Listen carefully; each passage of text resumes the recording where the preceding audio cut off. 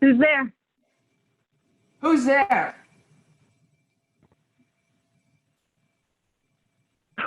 Oh, nay, answer me. Stand and unfold yourself. Long live the king. Bernardo, He. you come most carefully upon your hour. 'Tis now struck 12. Get thee to bed, Francisco.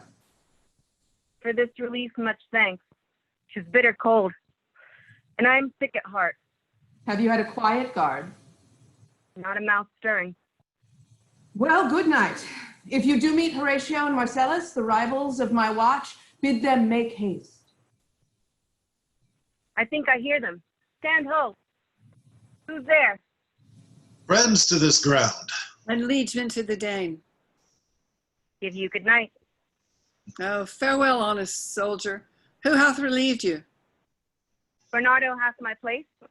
Give you good night. Hola, Bernardo. Say, what? Is Horatio here? A piece of him.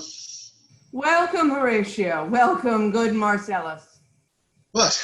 Is this thing again tonight? I have seen nothing. Horatio says 'tis but a fantasy, and will not let belief take hold of him, touching this dreaded sight twice seen of us.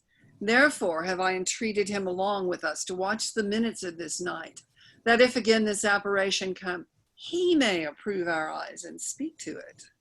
Tush, tush, it will appear. Sit down a while, and let us once again assail your ears that are so fortified against our story, what we have 2 nights seen. Well, sit we down, and let us hear Bernardo speak of us. Last night of all, when yon same star that's westward from the pole had made his course to loom that part of heaven where now it burns, Marcellus and myself, the bell then beating 1. Peace, break off. Look, where it comes again. In the same figure like the king that's dead. Thou art a scholar. Speak to it, Horatio. Looks he not like the king? Mark it, Horatio. Most like. It harrows me with fear and wonder. It would be spoke to. Speak to it, Horatio. Speak to it. What art thou that usurpest this time of night, together with that fair and like form in which the majesty of buried Denmark did sometimes march? By heaven, I charge thee, speak! Oh, it's offended. See, it stalks away. Stay! Speak! Speak! Charge thee, speak! It's gone, and will not answer. How now, Horatio? You tremble and look pale. Is not this something more than fantasy? What think you on it? Before my God, I might not disbelieve without the sensible and true avouch of mine own eyes. Is it not like the king? As thou art to thyself. Such was the very armor he had on when the ambitious Norway combated. So frowned he once when, in an angry parle, he smote the sledded pollux on the ice. 'Tis strange. Twice before, and jump at this dead hour. With martial stalk hath he gone past our watch. What particular thought to work, I know not. But in the gross and scope of mine opinion, this bodes some strange eruption to our state. Good now, sit down and tell me, he that knows, why this same strict and most observant watch so nightly toils the subject of the land, and why such daily cast of brazen cannon and foreign mart for implements of war. Why such impressive shipwrights whose sore task does not divide the Sunday from the week? What might be toward with this sweaty haste doth make the night joint laborer with the day? Who's can inform me? That can I. At least the whisper goes so.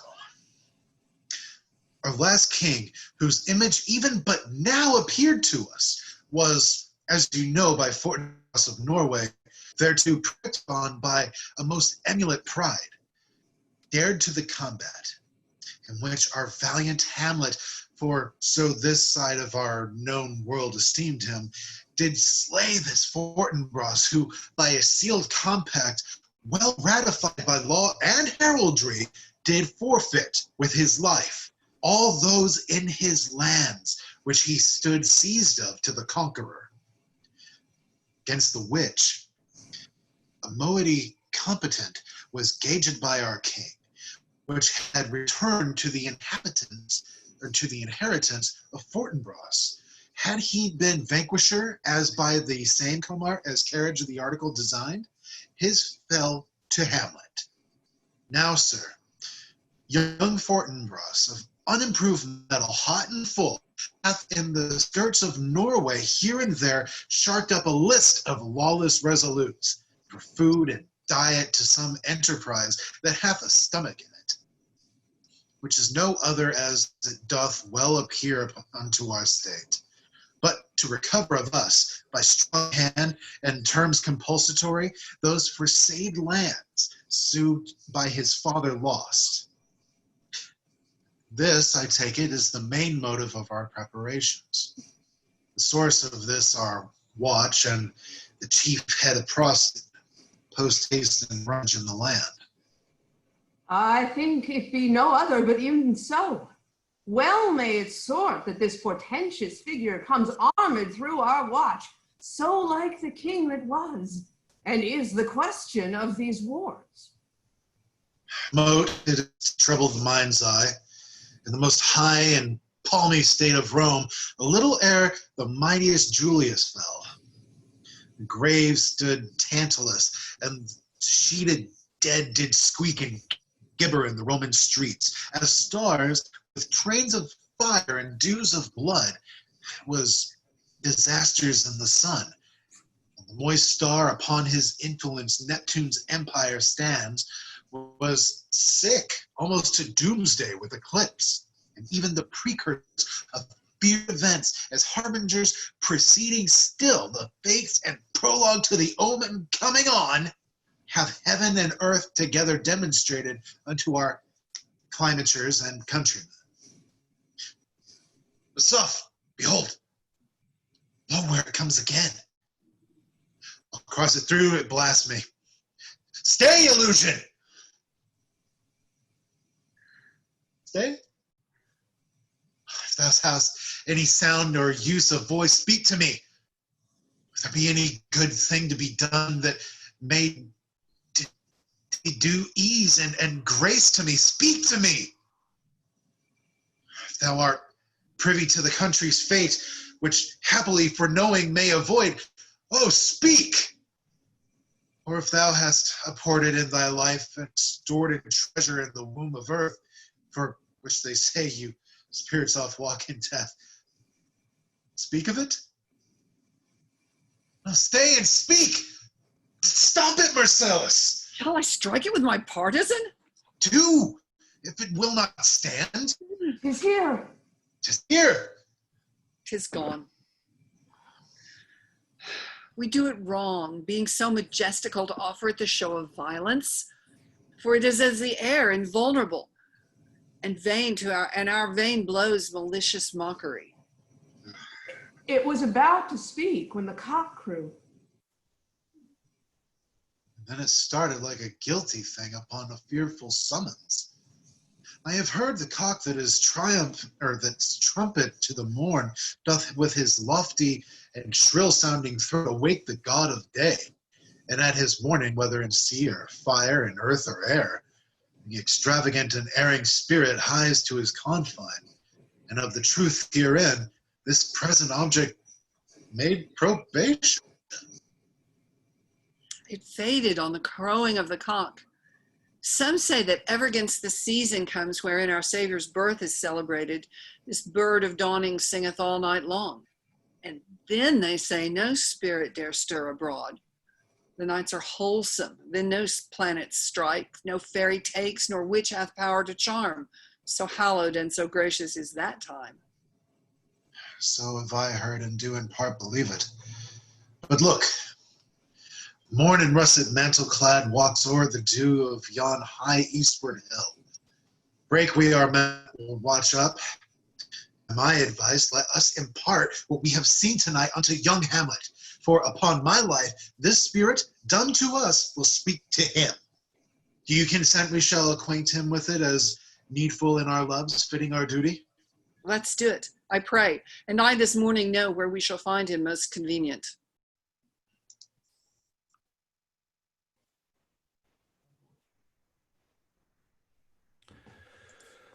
Though yet of Hamlet, our dear brother's death, the memory be green, and that it is us befitted to bear our hearts in grief, and our whole kingdom to be contracted in one brow of woe, yet so far hath discretion fought with nature that we with wisest sorrow think on him together with remembrance of ourselves.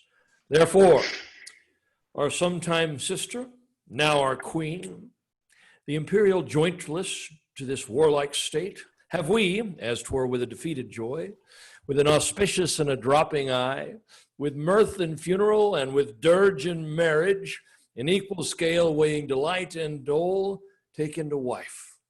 Nor have we herein barred your better wisdoms, which have freely gone with this affair along. For all, our thanks. Now, follows that you know, young Fortinbras, holding a weak supposal of our worth, or thinking by our late dear brother's death, our state to be disjoint and out of frame, colleagued with this dream of his advantage, he hath not failed to pester us with message, importing the surrender of those lands lost by his father, with all bonds of law, to our most valiant brother. So much for him. Now, for ourself, and for this time of meeting, this much the business is. We have here writ to Norway, uncle of young Fortinbras, who, impotent and bedrid, scarcely hears of this his nephew's purpose, to suppress his further gait herein. In all the levies, the lists, and full proportions are all made out of his subject. And we here dispatch you, good Cornelius, and you, Voldemand, for bearers of this greeting to old Norway, giving to you no further personal power to business with the king more than the scope of these delated articles allow. Farewell, and let your haste come in your duty. And that in all things will we show our duty. We doubt it nothing. Heartily farewell. And now, Laertes, what's the news with you? You told us of some suit. What is it, Laertes? You cannot speak of reason to the Dane and lose your voice. What wouldst thou beg, Laertes, that shall not be my offer, not thy asking? The head is not more native to the heart, the hand more instrumental to the mouth than is the throne of Denmark to thy father. What wouldst thou have, Laertes? My dread lord, your leave and favor to return to France, from whence, though willingly, I came to Denmark to show my duty in your coronation. Yet now I must confess that duty done, my thoughts and wishes bend again toward France, and bow them to your gracious leave and pardon. Have you your father's leave? What says Polonius? Well, hath my lord wrung from me my slow leave by laborsome petition, and at last upon his will I sealed my hard consent. I do beseech you, give him leave to go. Take thy fair hour, Laertes, time be thine, and thy best graces spend it at thy will. But now, my cousin Hamlet and my son? A little more than kin and less than kind. How is it that the clouds still hang on you? Not so, my lord. I am much too in the sun. Good Hamlet, cast thy nighted colour off, and let thine eye look like a friend on Denmark. Do not forever with thy veiled lids seek for thy noble father in the dust. Thou know'st 'tis common. All that lives must die, passing through nature to eternity. Aye, madam, it is common. If it be, Why seems it so particular with thee? Seems, madam? Not, it is. I know not seems. 'Tis not alone my inky cloak, good mother, nor customary suits of solemn black, nor windy suspirations of forced breath, or not fruitful river in the eye, nor the dejected behavior of the visage, together with all forms, moods, shapes of grief that can denote me truly this indeed seed. For they are actions that a man might play, but I have that within which passes show. These but the trappings and the suits of woe. 'Tis sweet and commendable in your nature, Hamlet, to give these mourning duties to your father. But you must know your father lost a father. That father lost his, and the survivor bound in filial obligation for some term to do obsequious sorrow. But to persevere is obstinate condolement, is a course of impious stubbornness. 'Tis unmanly grief. It shows a will most incorrect toward heaven, a heart unfortified, a mind impatient, an understanding simple and unschooled. For what we know must be and is as common as any the most vulgar thing to sense. Why should we, in our peevish opposition, take it to heart? Fie, 'tis a fault to heaven, a fault against the dead, a fault to nature, to reason most absurd, whose common theme is death of fathers, and who still hath cried from the first course till he that died today, this must be so. We pray you, throw to earth this unprevailing woe, and think of us as a father, for let the world take note. You are the most immediate to our throne, and with no less nobility of love than that which dearest father bears his son, do I impart toward you. Hear, hear. For your intent in going back to school in Wittenberg, it is most retrograde to our desire, and we beseech you, bend you to remain here in the cheer and comfort of our eye, our chiefest courtier, cousin, and our son. Let not thy mother lose her prayers, Hamlet. I pray thee, stay with us. Go not to Wittenberg. I shall in all my best obey you. Why, 'tis a loving and fair reply. Be as ourself in Denmark. Madam, come. This gentle and unforced accord of Hamlet sits smiling to my heart, in grace whereof no jocund health that Denmark drinks today, but the great cannon to the clouds shall tell, and the kings rouse, the heavens shall bruit again, bespeaking earthly thunder. Come, away.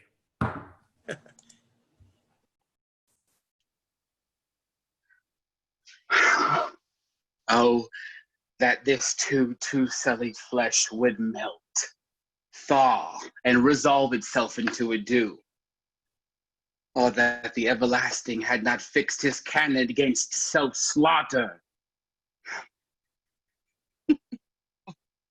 Oh God, how weary, stale, flat, and unprofitable seem to me all the uses of this world. Fie on it. Fie. 'Tis an unweeded garden that grows to seed. Things rank and gross in nature possess it merely, that it should come to this. But 2 months dead. Nay, not so much, not 2.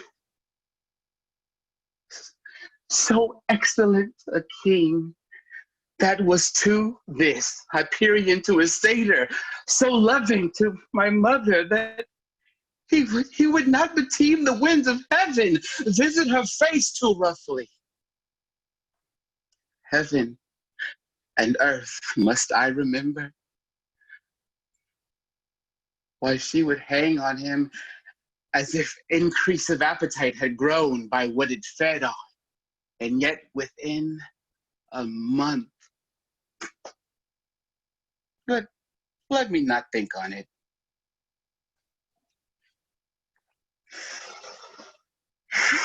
Frailty, thy name is woman.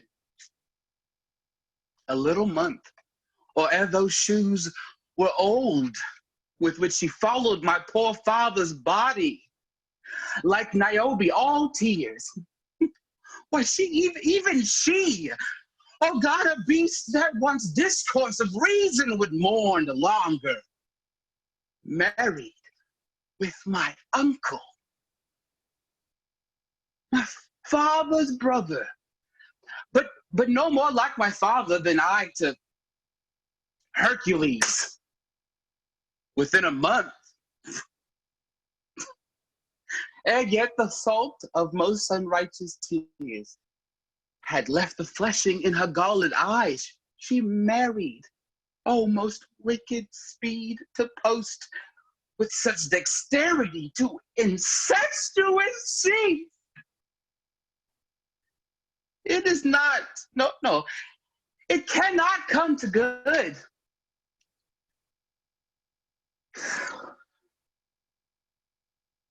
But break my heart, for I must hold my tongue. Hail to your lordship. I'm glad to see you well, Horatio, or do I forget myself?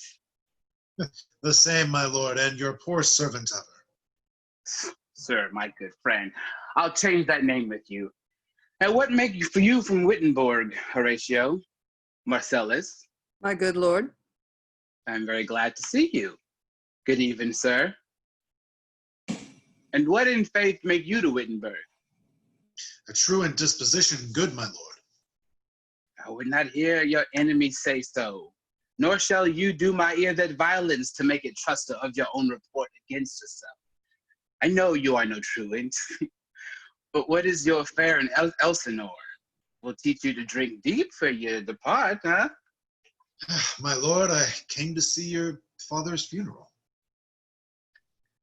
I prithee, do not mock me, fellow student. I think it was to see my mother's wedding. Indeed, my lord, it followed hard upon. Thrift ratio. The funeral baked meats did coldly furnish forth the marriage tables. Would I had met my dearest foe in heaven, or I had seen that day, Horatio, my father. Methinks I see my father. Where, my lord? In my mind's eye, Horatio. I saw him once. He was a goodly king. He was a man. Take him for all in all. I shall not look upon his like again. My lord, I think I saw him yesternight. Saw who? My lord, the king, your father. The king, my father? Season your admiration for a while, and an attent ear till I may deliver upon the witness of these gentlemen this marvel to you. For God's love, let me hear. 2 nights together had these gentlemen, Marcellus and Bernardo, on their watch, in the dead waste and middle of the night, been thus encountered. A figure, like your father, armed at point exactly, capipi, appears before them, and with solemn march goes slow and stately by them. Thrice he walked by their oppressed, and fear-surprised eyes, within his truncheon's length, whilst they distilled almost to jelly with fear, stand and speak not to him. This to me in dreadful secrecy impart they did, and I with them the 3rd night kept the watch, whereas they had delivered both in time, form of the thing, each word made true and good. The apparition comes. I knew your father. These hands are not more alike. But where was this? My lord, upon the platform where we watch. Did you speak to it? My lord, I did, but answer made it none. Yet once, methought, it lifted its head and did address itself to motion like as it would speak. But even in the morning cock crew loud, and at the sound it shrunk in haste away and vanished from our sight.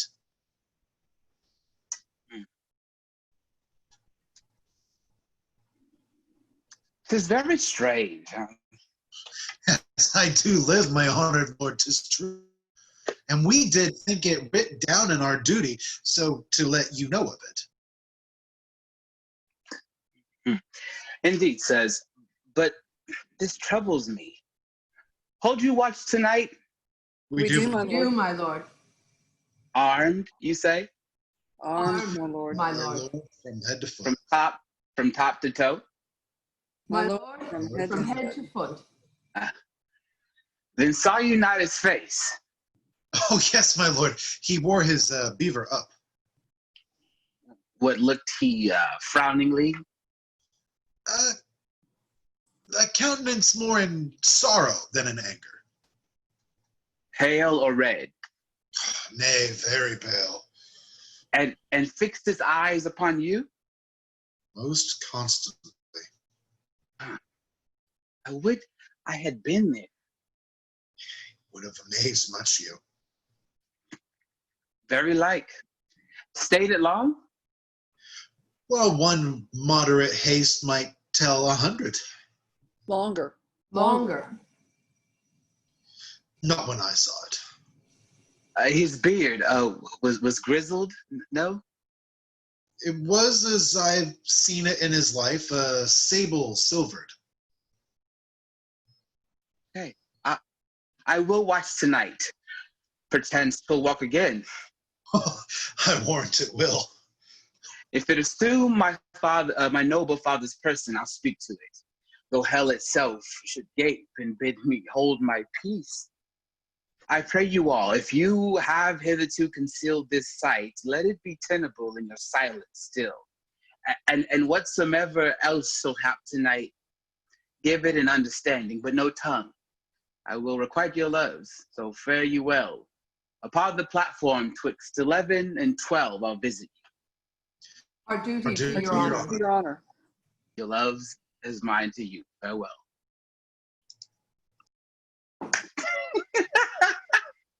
My father's spirit in arms. All is not well. I doubt some foul play. Where the night would come, till then still, my soul, foul deeds will rise, though all the earth overwhelm them to men's eyes.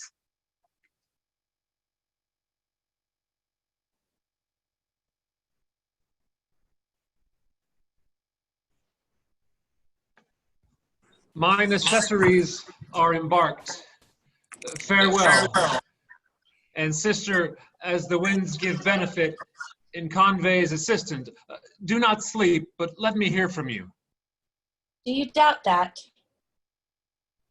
For Hamlet in the trifling of his favor, hold it a fashion and a toy in blood, a violet in the youth of primy nature, forward, not permanent, sweet, not lasting, the perfume and suppliance of a minute, no more. No more but so. Think it no more. For nature, crescent does not grow alone in thews and bulk, but as this temple waxes, the inward service of the mind and soul grows wide withal. Perhaps he loves you now, and now no soil nor cottle doth besmirch the virtue of his will. But you must fear his greatness weighed. His will is not his own, for he himself is subject to his birth. He may not, as unvalued persons do, carve for himself, for on his choice depends the safety and the health of this whole state. and therefore must his choice be circumscribed unto the voice in yielding of that body whereof he is the head. Then, if he says he loves you, it fits your wisdom so far to believe it, as he, in his particular act and place, may give his saying deed, which is no further than the main voice of Denmark goes withal. Then weigh what loss your honor may sustain, if with too credent ear you list his songs, or lose your heart or your chaste treasure open to his unmastered importunity. Fear it, Ophelia. Fear it, my dear sister, and keep you in the rear of your affection, out of the shot and danger of desire. The chariest maid is prodigal enough if she unmask her beauty to the moon. Virtue itself escapes not calumnious strokes. The canker galls the infants of the spring too oft before their buttons be disclosed, and in the morn and liquid dew of youth, contagious blasphements are most imminent. Be wary then. Best safety lies in fear. Youth to itself rebels, though none else near. I shall the effect of this good lesson keep as watchman to my heart. But good, my brother, do not as some ungracious pastors do. Show me the steep and thorny way to heaven, whiles, like a puffed and reckless libertine, himself the primrose path of dalliance treads, and recks not his own reed. Oh, fear me not. Oh, I stay too long, but here my father comes. A double blessing is a double grace. Occasion smiles upon a second leaf.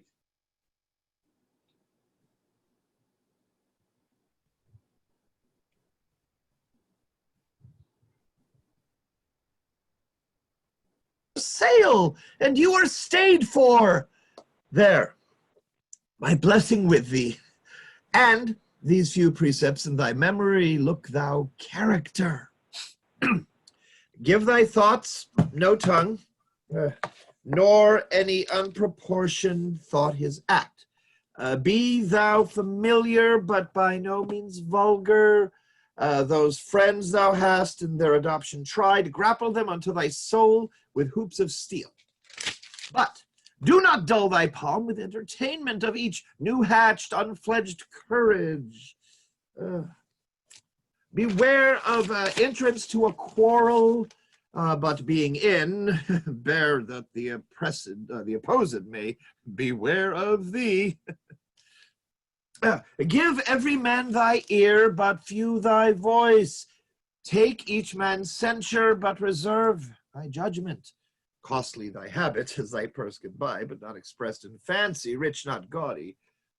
For the apparel oft proclaims the man, and they in France of the best rank and station are the most select and generous chief in that.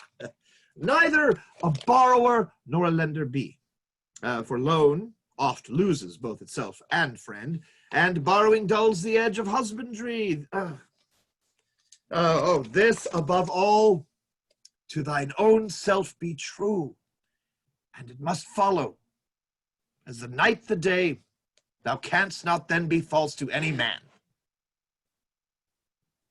Farewell, my blessing season this in thee. Most humbly do I take my leave, my lord. The time invests you, go, your servants tend.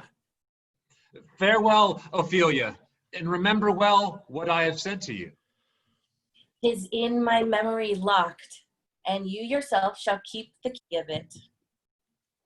Farewell. What is it, Ophelia, that he hath said to you?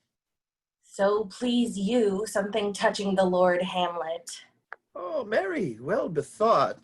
'Tis told me he hath very oft of late given private time to you, and you yourself have of your audience been most free and bounteous. If it be so, as so 'tis put on me, and that in the way of caution, I must tell you, You do not understand yourself so clearly as it behooves my daughter and your honor. What is it between you? Give me up the truth. He hath, my lord, of late made many tenders of his affection to me. Oh, affection, pooh! You speak like a green girl, unsifted in such perilous circumstance. Do you believe his tenders, as you call them? I do not know, my lord, what I should think. Mary, I will teach you. Think yourself a baby, that you have ta'en these tenders for true pay, which are not sterling. Tender yourself more dearly, or, not to crack the wind of the poor phrase, running it thus, you'll tender me a fool. My lord, he hath importuned me with love in honorable fashion. By fashion you call it. Go to.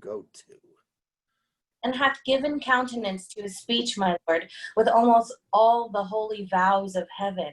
Aye, as springs to catch woodcocks, yes. You know, I do know, when the blood burns, how prodigal the soul tends the tongue vows. These blazes, daughter, giving more light than heat, extinct in both, even in their promise, as it is a making. You must not take fire for fire. No, from this time be something scanter of your maiden presence. Set your entreatments to a higher rate than a command to parley.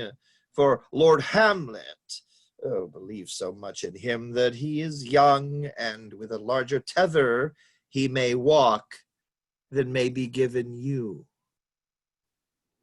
In few, Ophelia, do not believe his vows, for they are brokers, not of that dye which their investments show, but mere implorators of unholy suits, breathing like sanctified and pious bawds, the better to beguile. This is for all. I would not, in plain terms, from this time forth, have you slander any moment leisure as to give words or talk with the Lord Hamlet. Look to it, I charge you. Come your ways. I shall obey, my lord.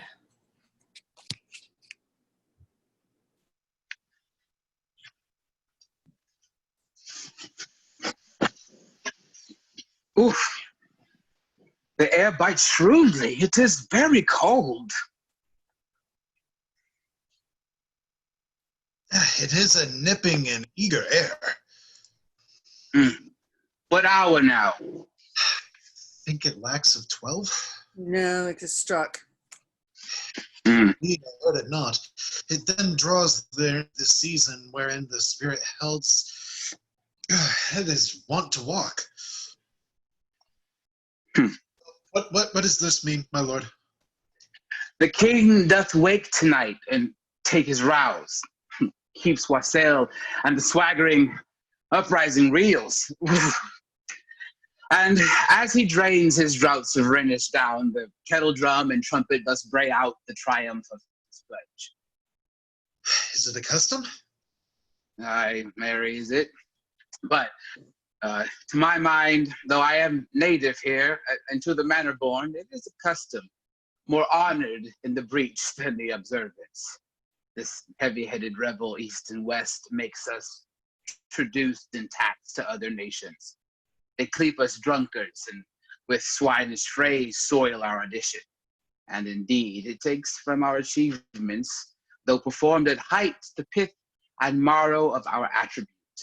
So oft it chances in particular men that for vicious mold of nature in them, as in their birth wherein they are not guilty, since nature cannot choose its origin by the o'ergrowth of some complexion, oft breaking down the pales and forts of reason, or by some habit that to such overlivens the form of plausive manners, that these men, carrying, I say, the stamp of one defect, being nature's livery or fortune's star, his virtues else be they as pure as grace, as infinite as man may undergo, shall in the general censure take corruption from the particular fault.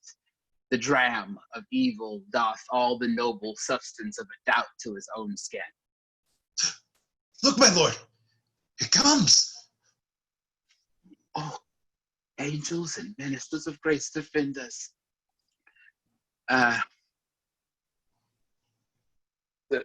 Be thou a spirit of health or goblin damned, bring with the airs of heaven or blast from hell, be thine intent wicked or charitable, thou comest in such a questionable shape that I will speak to thee. I'll call thee Hamlet, King, Father, Royal Dane. Oh, answer me. Let me not burst in ignorance, but tell why thy canonized bones hearsed in death hath burst their cerements, why the sepulchre, wherein we saw thee quite interred, hath opt his ponderous and marble jaws to cast thee up again? What may this mean? That thou dead corse again in complete steel revisits thus the glimpses of the moon, making night hideous, and we fools of nature so horridly to shake our disposition with thoughts beyond the reaches of our souls. Say, why is this? Wherefore? What should we do? It beckons you to go with it, as if it some impartment did desire to you alone. Look with what courteous action it waves you to a more removed ground. Do not go with it. No, by no means. I will not speak. Then I will follow it. Do not, my lord. Why? What should be the fear? I did not set my life on a pin's fee, and for my soul, what can it do that, being a thing, immortal as itself? It waves me forth again. I'll follow it. What if it tempt you toward the flood, my lord?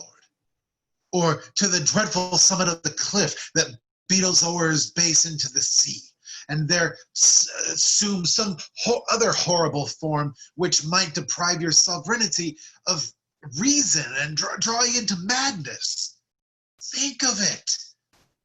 The very place puts toys of desperation without more motive into the every brain that looks so many fathoms to the sea and hears it roar beneath. It waves me still. Go on. I'll follow thee.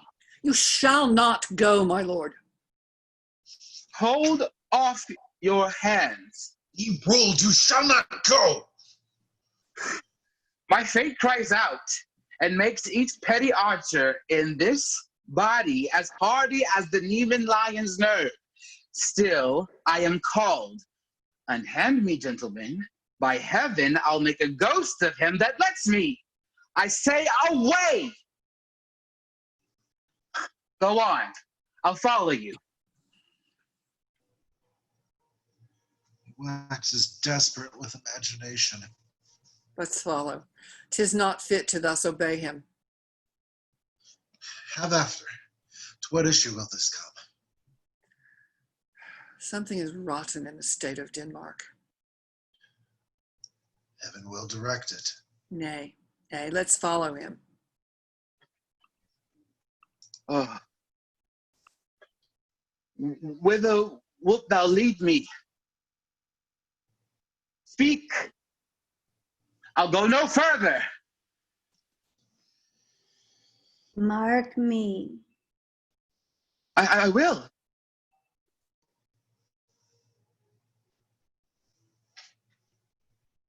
My hour is almost come when I to sulphurous and tormenting flames must render up myself. Oh, alas, poor ghost. Pity me not, but lend thy serious hearing to what I shall unfold. Speak. I'm bound to hear. So art thou to revenge when thou shalt hear. What? I am thy father's spirit, doomed for a certain term to walk the night, and for the day confined to fast in fires, till the foul crimes done in my days of nature are burnt and purged away. But that I am forbid to tell the secrets of my prison house, I could a tale unfold whose lightest word would harrow up thy soul, freeze thy young blood, make thy two eyes like stars start from their spheres, thy knotted and combined locks to part, and each particular hair to stand on end like quills upon the fearful porpentine. But this eternal blazon must not be to ears of flesh and blood. List, list, O list, if thou didst ever thy dear father love. Oh God. Revenge his foul and unnatural murder. Murder. Murder most foul, as in the best it is, but this most foul, strange, and unnatural. Haste me to know it, that I, with wings as swift as meditation, or the thoughts of love may sweep to my revenge. I find thee apt, and duller shouldst thou be then. The fat weed that roots itself in ease on Lethe wharf, wouldst thou not stir in this? Now, Hamlet, here, 'tis given out, that sleeping in my orchard a serpent stung me. So the whole ear of Denmark is by a forged process of my death rankly abused. But know, thou noble youth, this serpent that did sting thy father's life now wears his crown. Oh, my prophetic soul! My uncle. That incestuous, that adulterate beast, with witchcraft of wit, with traitorous gifts, a wicked wit and gifts that have ever the power to seduce, one to his shameful lust, the will of my most seeming virtuous queen.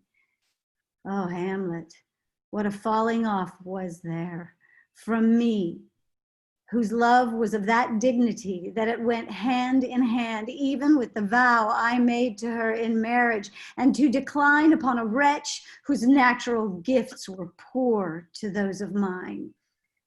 But virtue, as it never will be moved, though lewdness court it in a shape of heaven, so lust, though to a radiant angel linked, will sate itself in a celestial bed and prey on garbage. But soft, methinks I scent the morning air. Brief let me be, sleeping within my orchard, my custom always of the afternoon. Upon my secure hour, thy uncle stole with juice of cursed Abana in a vial, and in the porches of my ears did pour the leprous distilment, whose effects holds such an enmity of blood of man that swift as quicksilver it courses through the natural gates and alleys of the body, and with a sudden vigor it doth posset and curd like eager droppings into milk, the thin and wholesome blood. So did it mine, and a most instant tetter barked about, most Lazar-like with vile and loathsome crust, all my smooth body. Thus was I, sleeping by a brother's hand, of life, of crown, of queen, at once dispatched, cut off, even in the blossoms of my sin, unhouseled, disappointed, anal, no reckoning made, but sent to my account with all my imperfections on my head. Horrible, horrible, most horrible. If thou hast nature in thee, bear it not. Let not the royal bed of Denmark be a couch for luxury and damned incest. But howsoever thou pursuest this act, taint not thy mind, nor let thy soul contrive against thy mother aught. Leave her to heaven and to those thorns that in her bosom lodge to prick and sting her. Fare thee well at once. The glowworm shows the matin to be near and begins to pale his ineffectual fire. Adieu, adieu, adieu. Remember me.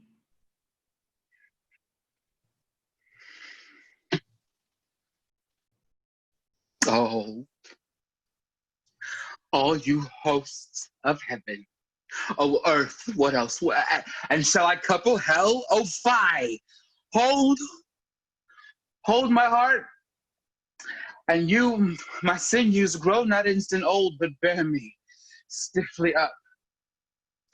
Remember thee, thy poor ghost, while memories hold a seat in this distracted globe. Remember thee. Yeah. From the table of my memory, I'll wipe away all trivial, foreign records, all saws of books, all forms, all pressures past. That youth and observation copy there. And thy commandment alone shall I live within the book and volume of my brain, unmixed with baser matter. Yet by heaven, O most pernicious woman, O villain, villain, smiling, damned villain, my tables meet, it is I set it down.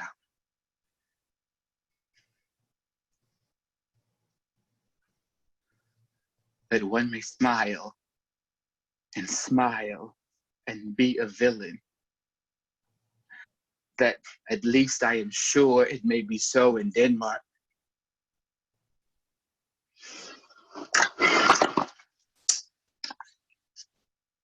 So, uncle, there you are. Now, to my word, it is adieu, adieu. Remember me. I have sworn it. My lord, my lord. Lord Hamlet. Heaven secure him. So be it. Hello, ho, ho, my lord. Hello, oh boy. Come, bird, come. How is my noble lord? Oh, wonderful. What news, my lord? Good, my lord, tell it. No, you will reveal it. Not I, my lord, by heaven. Nor I, my lord. How say you then? Would heart of man once think it? But you'll be secret? By heaven, my by lord. heaven, my lord. There's never a villain dwelling in all Denmark, but he's an arrant knave. There needs no ghost, my lord, come from the grave to tell us this. Why, right, you are in right. And so without more circumstance at all, I hold it fit that we shake hands and part. You, as your business and dire, shall point you, for every man hath business and desires, such as it is. And for my own poor part, I will go pray. These are but wild and whirling words, my lord. I'm sorry, they offend you heartily, yes, faith-heartedly. There's no offense, my lord. Yes, by St. Patrick, but there is Horatio, and much offense too. Touching this vision here, it is an honest ghost. That let me tell you, for your desire to know what is between us, or master, as you may. And now, good friends, as you are friends, scholars, and soldiers, give me one poor request. Well, what is it, my lord? We will. Never make known what you have seen tonight. No, my lord. Lord, we will not. We will not. Nay, but swear it. In faith, my lord, not I. Nor I, my lord, in faith. Upon my sword. We have sworn, my lord, already. Indeed? Upon my sword. Indeed. Swear. Boy, sayest thou, are you there? True pity, come on, you hear this fellow in the cellarage. Consent to swear. Oppose the oath, my lord. Never speak of this that you have seen. Swear by my sword. Swear. Take it, you beak. Then we'll shift our ground. Come hither, gentlemen, and lay your hands again upon my sword. Swear by my sword, never to speak of what you have heard.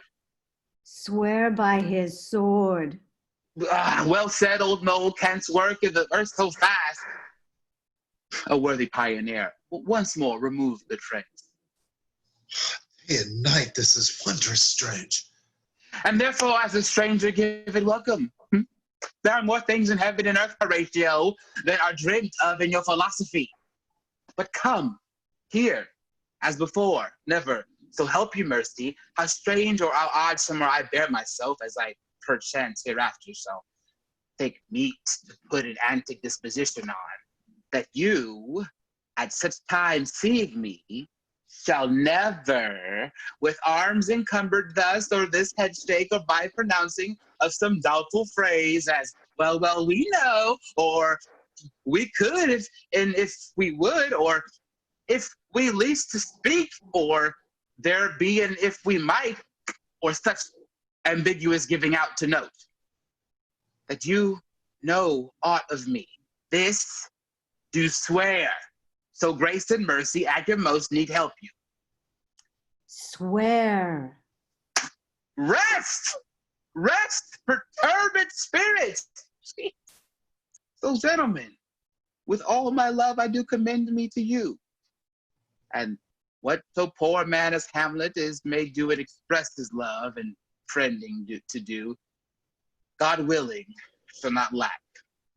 Let us go in together and still our fingers on our lips, I pray. The time is out of joint. Cursed spite that ever I was born to see it right. Nay, come, let's go together.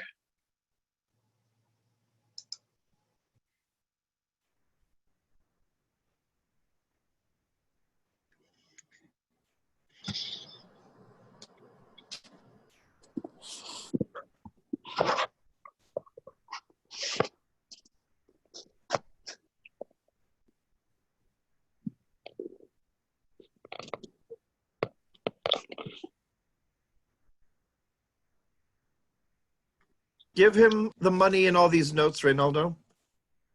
I will, my lord. You shall do marvelous wisely, good Reynaldo, before you visit him to inquire of his behavior. Oh, my lord, I did intend it. Very well said. Very well said. Now, look you, sir, inquire me first what danskers are in Paris, and how and who, what means, and where they keep, what company, at what expense, and finding by this encompassment and drift of question that they do know my son. Come you more nearer than your particular demands will touch it. Take you as 'twere some distant knowledge of him. As thus, I know his father and his friends, and in part him. Do you mark this, Reynaldo?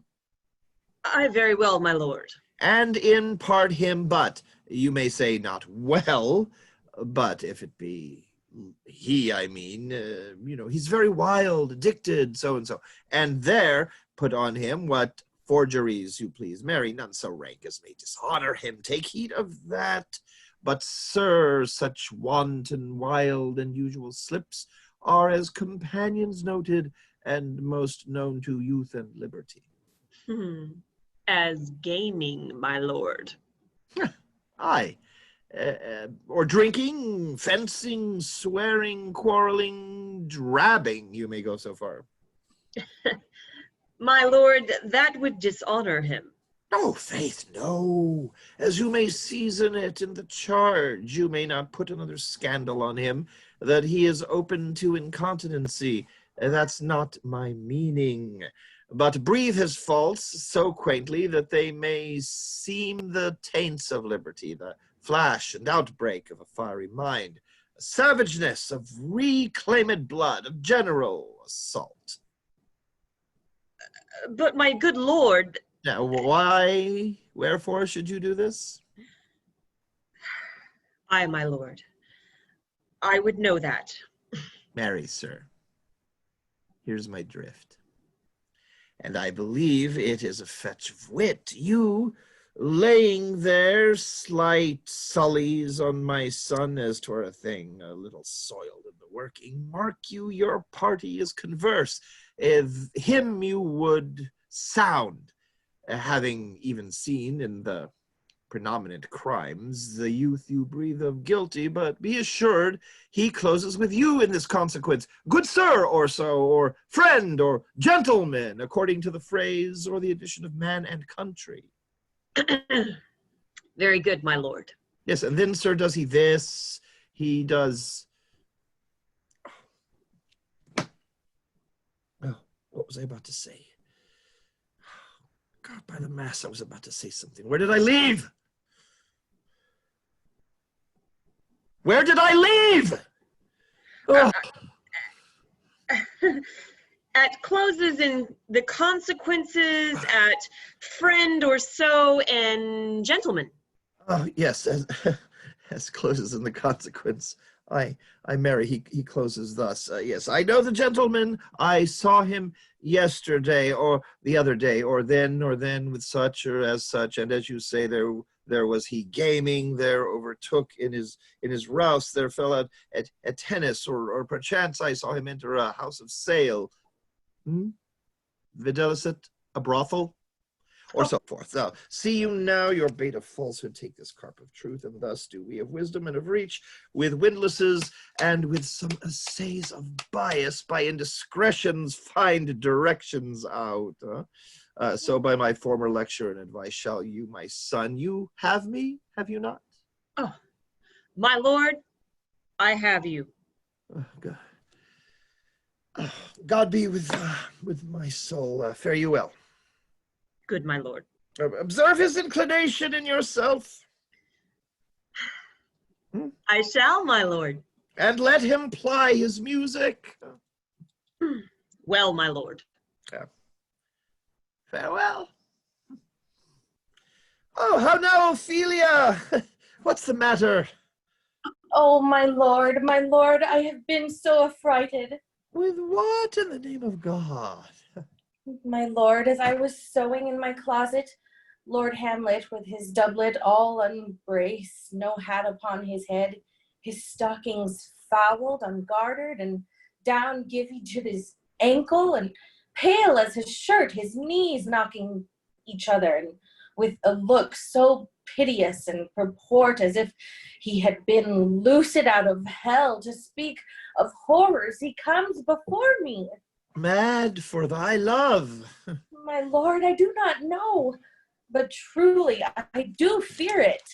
What said he? He took me by the wrist and held me hard. Then he goes to the length of all his arm, and with his other hand thus o'er his brow, he falls to such perusal of my face as he would draw it.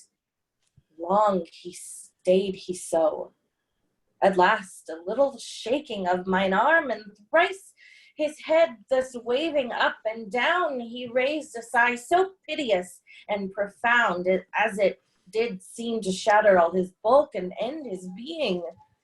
That done, he lets me go, and with his head over his shoulder turned, he seemed to find his way without his eyes. For out of doors he went without their helps, and to the last bended their light on me. Go with me, I will go seek the king.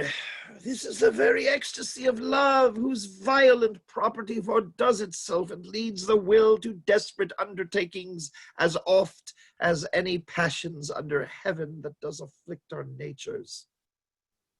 I am sorry. What? Have you given him any hard words of late? No, my good lord, but as you did command, I did repel his letters and denied his access to me. That hath made him mad. Oh, I am sorry that with better heed and judgment I had not coated him. I feared he did but trifle and meant to rack thee. Oh, beshrew my jealousy. Oh, by heaven, it is as proper to our age to cast beyond ourselves and our opinions as it is common for the younger sort to lack discretion. Come, go we with the king, go we to the king, this must be known, which being kept close might move more grief to hide than hate to utter love. Come.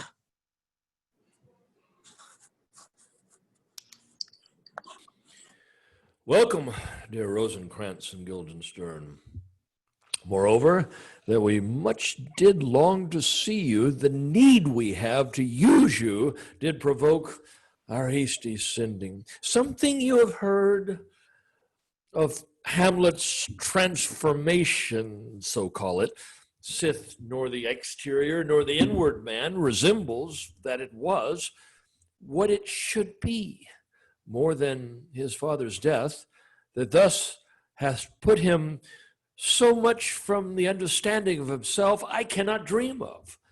I entreat you both, that being of so young days brought up with him, and sis so neighbored to his youth and behavior, that you vouchsafe your rest here in our court some little time, so by your companies to draw him onto pleasures, and to gather so much from occasion you may glean, which, whether aught to us unknown afflicts him thus, that opened lies within our remedy. Good gentlemen, he hath much talked of you, and sure I am, two men there is not living to whom he more adheres.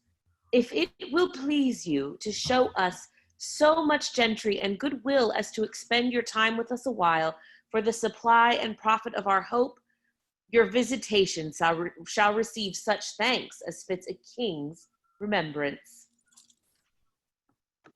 Both your majesties might, by the sovereign power you have of us, put your dread pleasures more to command than to entreaty. But we both obey, and here give up ourselves in the full bent, to lay ourselves service freely at your feet, to be commanded. Thanks, Rosencrantz and gentle Guildenstern. Thanks, Guildenstern and gentle Rosencrantz. I beseech you instantly to visit my too much changed son. Go, some of you, and bring these gentlemen where Hamlet is. Heavens make our presence and our practices pleasant and helpful to him. Aye, amen. Amen.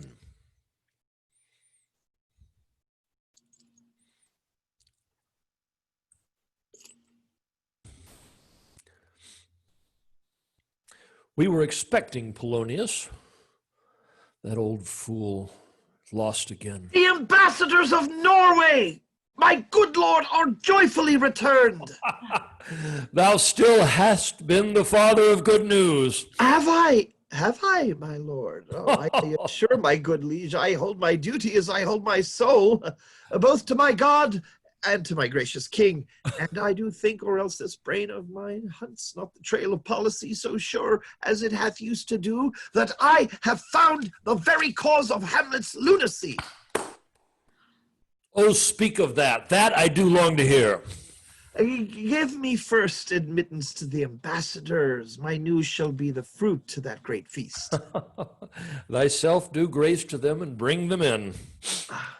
He tells me, dear Gertrude, he hath found the head and source of all your son's distemper. I doubt it is no other but the main. his father's death and our or hasty marriage. Well, we shall sift him. Voltemand! Cornelius! Cornelius! Psst, Cornelius!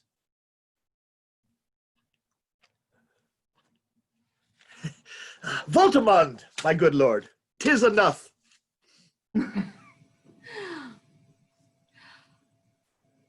Most fair return of greetings and desires upon our first. He sent out to suppress his nephew's levies, which to him appeared to be a preparation against the Pollock, but better looked into, he truly found it was against your highness, whereat grieved that so his sickness, age, and impotence was falsely borne in hand, sends out arrests on Fortinbras, which he, in brief, obeys, receives rebuke from Norway, and in fine, makes vow before his uncle never more to give the assay of arms against your majesty. Whereon old Norway, overcome with joy, gives him 70,000 crowns in annual fee, and is commissioned to employ those soldiers, so levied as before, against the Pollock, with an entreaty, herein further shown, that it might please you to give quiet pass through your dominions for this enterprise, on such regards of safety and allowances therein are set down. It likes us well, and at our more considered time we'll read, answer, and think upon this business. Meanwhile, we thank you for your well-took labor. Go to your rest. At night, we'll feast together. Most welcome home. This business is well ended. Well, my liege, and madam, to expostulate what majesty should be, what duty is, why day is night, night, night, and time is time, we're nothing but to waste night, day, and time. Therefore, since brevity is the soul of wit, and tediousness the limbs and outward flourishes, I will be brief. Your noble son is mad! Mad call I it, for to define true madness, what is it to be nothing else but mad? But let that go. More matter with less art. Madam, I swear I use no art at all. That he's mad, 'tis true. 'Tis true, 'tis pity, and pity 'tis true. A foolish figure, but farewell it, for I will use no art. He swear. Mad, let us grant him then, and then now remains that we find out the cause of his effect, or rather say the cause of this defect. For this effect, defective, comes by cause. Thus it remains, and the remainder thus. Prepend. I have a daughter, while she is mine, who in her duty and obedience, mark, have given me this. Now I gather and surmise. To the celestial and my soul's idol, the most beautiful Ophelia. Oh, that's an ill phrase, ooh, a vile phrase. Beautified is a vile phrase, but you shall hear thus. In her excellent white bosom. Oh, these. Came this from Hamlet to her. Good madam, stay a while. I will be faithful.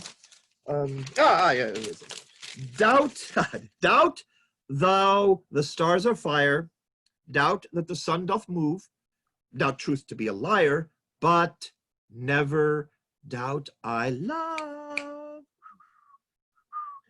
Oh, dear Ophelia, I am ill at these numbers. I have not art to reckon my groans, but that I love thee best, oh, most best believe it, adieu. Thine evermore, most dear lady, whilst this machine is to him. Hamlet. This in obedience hath my daughter shown me, and more above hath his solicitings, as they fell out by time, by means and place, all given to mine ear. But how hath she received his love? What do you think of me? As of a man faithful and honorable. I would fain prove so.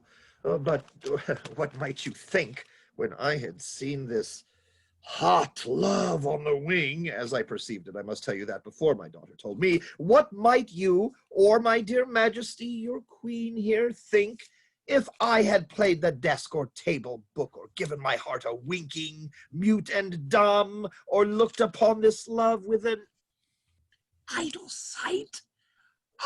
What might you think? No, I went round to work, and my young mistress thus did I bespeak. Lord Hamlet is a prince out of thy star. This must not be. Then I prescripts gave her that she should lock herself from his resort, admit no messengers, receive no tokens, which done, she took the fruit of my advice, and he, repelled, short tale to make, fell into a sadness, then into a fast, thence to a watch, thence to a weakness, thence to a lightness, and by this declension into the madness wherein now he raves, and we all mourn for. Do you think 'tis this? It may be, very like. Hath there been such a time, I would fain know that I have positively said 'tis so. When was it proved otherwise? Not that I know. Take this from this, if this be otherwise. If circumstances lead me, I will find where truth is hid, though it were hid indeed within the center. How may we try it further? You know, sometimes he walks 4 hours together here in the lobby. So he does indeed. Oh. Yes, at such a time, I'll loose my daughter to him. Be you and I behind an arras there. Mark the encounter. If he love her not, and not be from his reason fallen thereon, let me be no assistant for estate, but keep a farm and carters. We will try it. But look where sadly the poor wretch comes reading. Oh, away, I do beseech you both, away. I'll board him presently. Oh, give me leave.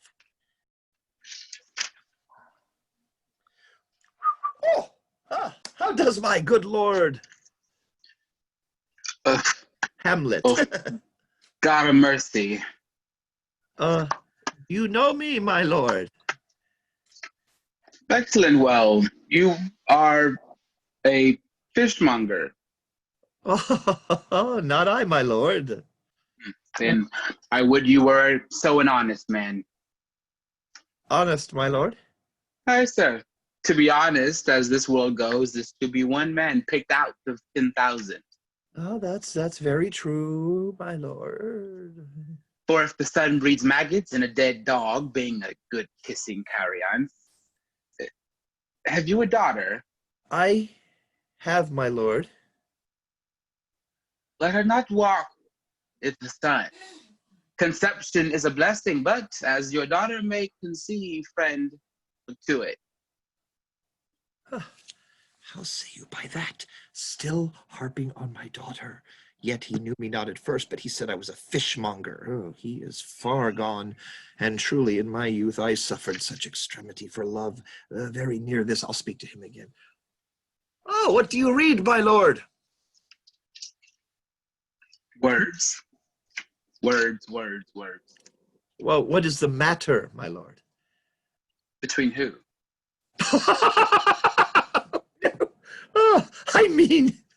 I mean the matter that you read, my lord.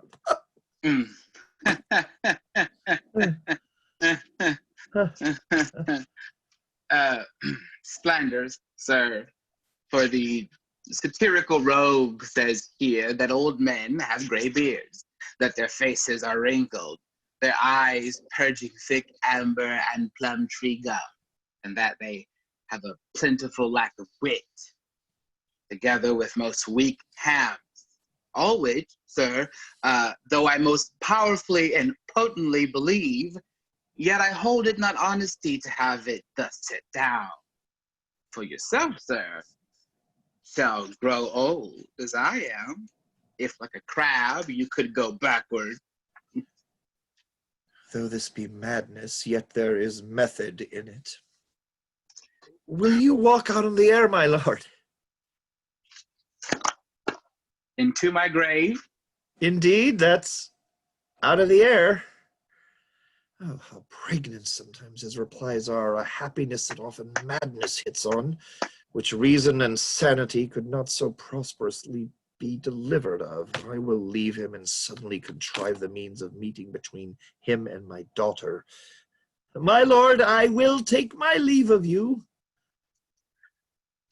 You cannot, sir, take from me anything that I will more willingly part with all, except my life. Except my life. Except my life. Fare you well, my lord. These tedious old fools. You go to seek the Lord Hamlet. There he is. God save you, sir. My honored lord. My most dear lord. Oh, my excellent good friends. How dost thou, Guildenstern? Rosencrantz, good lads, how do you both? As the indifferent children of the earth. Happy in that we are not over happy. On fortune's cap, we are not the very button. Nor the soles of her shoe. Neither, my lord. Then you live about your waist, or in the middle of her favors. Faith, her private, sir. In the secret parts of fortune? Almost true. She is a strumpet. What news? None, my lord, but that the world's grown honest. Then doomsday near. But your news is not true. Let me question more in particular. What have you, my good friends, deserved at the hands of fortune that she sends you to prison hither? Prison, my lord. Denmark's a prison. Then is the world one?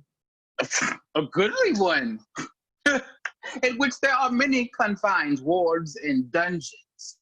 Denmark being one of the worst. We think not so, my lord.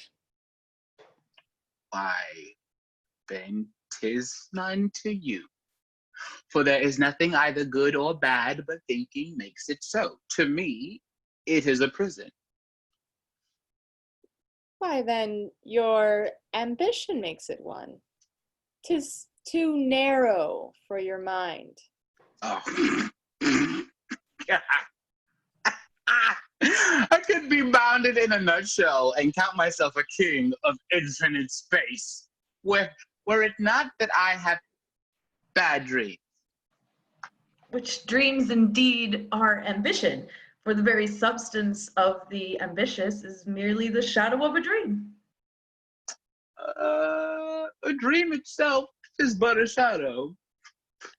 Truly, and I hold ambition of so airy and light a quality that it is but a shadow's shadow. Then our beggars' bodies and our monarchs and outstretched heroes, the beggar shadows, shall we to the court? For by my fay I cannot reason. We'll wait upon you. We'll wait upon you. No such matter. I will not sort you with the rest of my servants, for to speak to you like an honest man, I am most dreadfully attended, but in the beaten way of friendship, what make you at Elson? To visit you, my lord. No other occasion. Becca, that I am even poor in thanks, but I thank you. And sure, dear friends, my thanks are too dear a halfpenny. Were you not sent for? Is it your own inclining? Is it a free visitation, huh? Come, deal justly with me. Come, nigh, speak. Hello? What should we say, my lord? Anything but to the purpose. You were sent for. And there is a kind of confession in your looks, which your modesties have not craft enough to color. I know the good king and queen have sent for you. To what end, my lord? That you must teach me. But let me conjure you by the rights of our fellowship, by the consonancy of our youth, by the obligation of our ever-preserved love, and by what more dear, a better proposer can charge you withal. Be even and direct with me whether you were sent for or no. What say you? Neither. I have an eye. If you love me, hold not off. My lord, we were sent for. I will tell you why.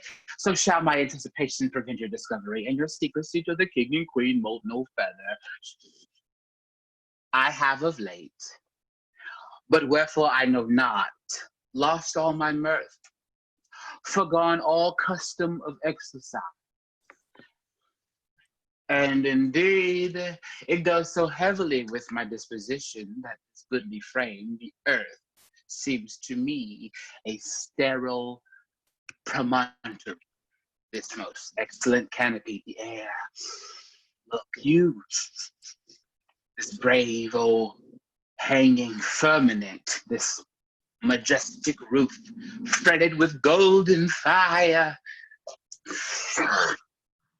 Why, it appeareth nothing to me but a foul and pestilent congregation of vapors. Piece of work is man.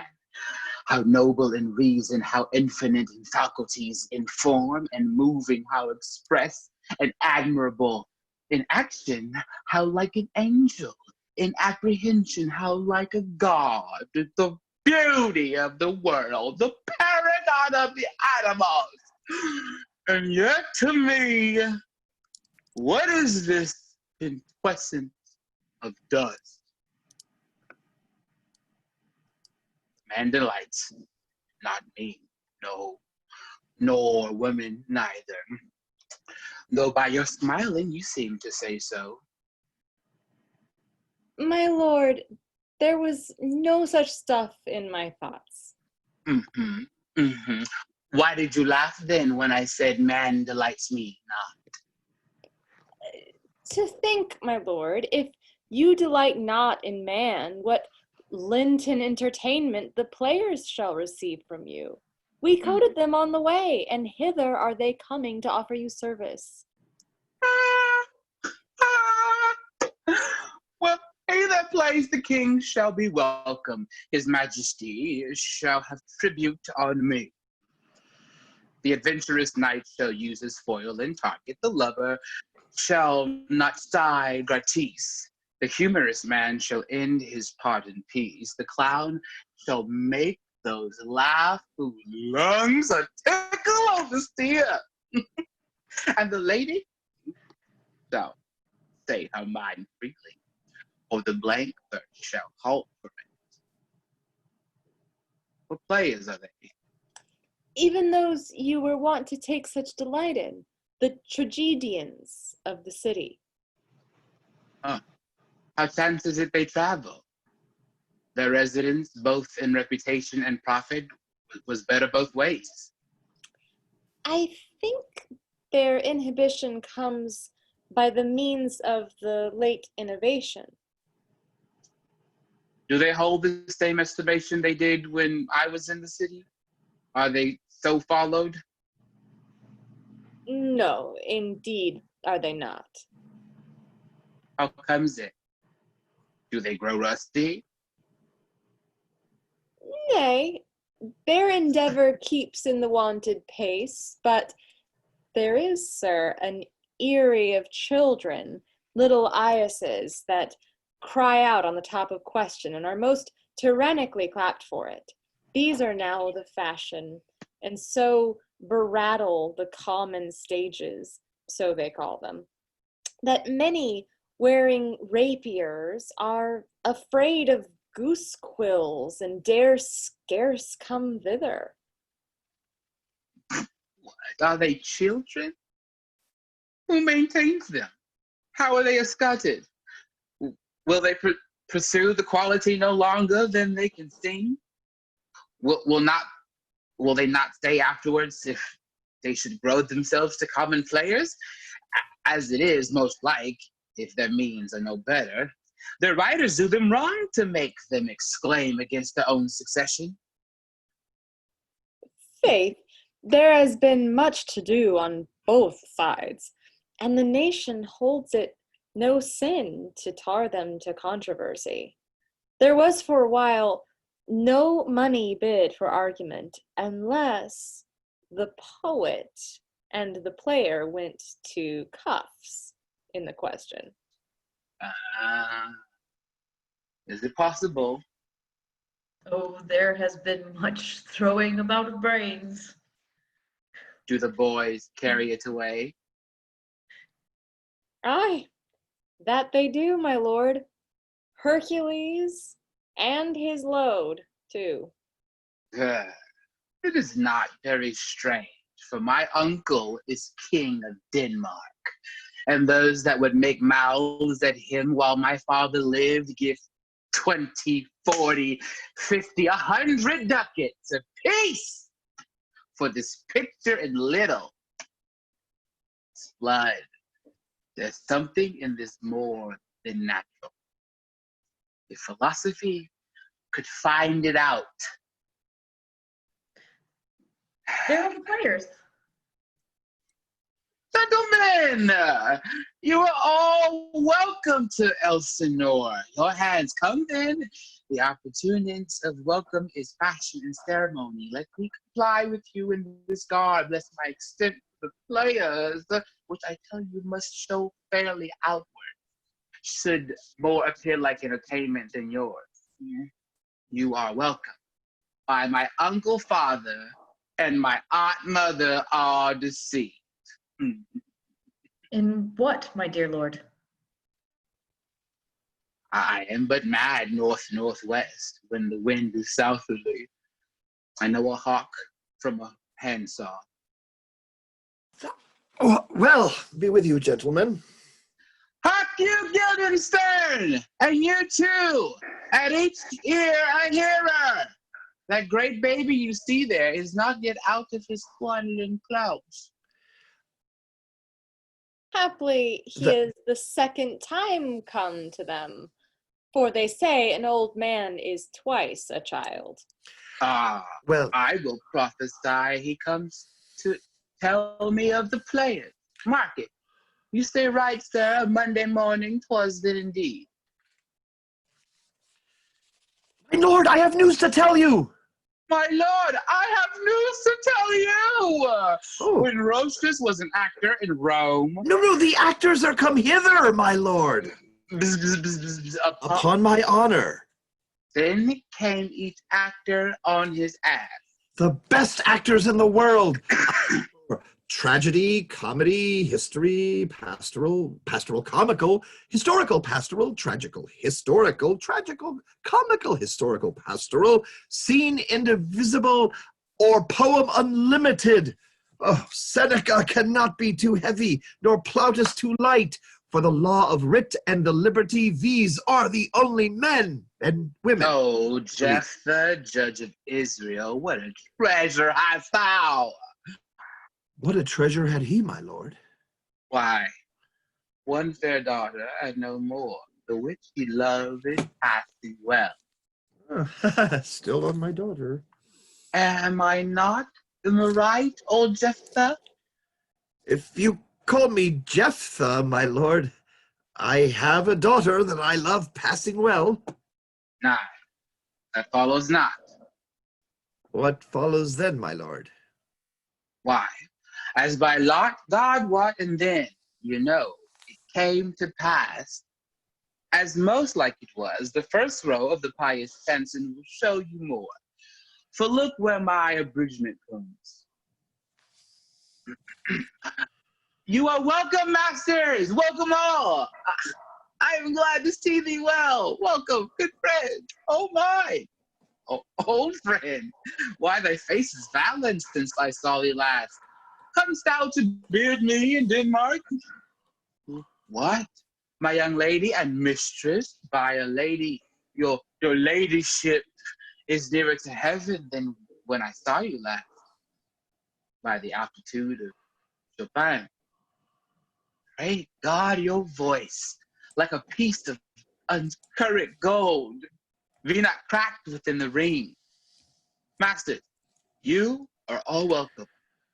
We'll into it like French falconers, fly at anything we see. We'll have a speech straight. Come, give us a taste of your quality. Come, a passionate speech. What speech, my good lord?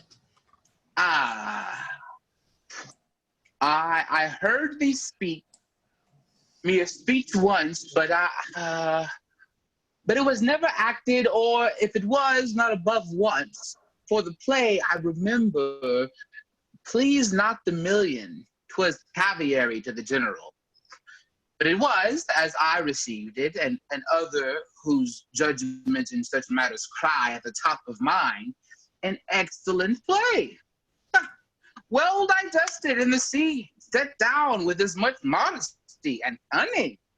I remember one said there were no styles in the lines to make the matter savory, nor no matter in the phrase that might indict the author of affection, but called it an honest method, as wholesome as sweet, and by very much more handsome than fine.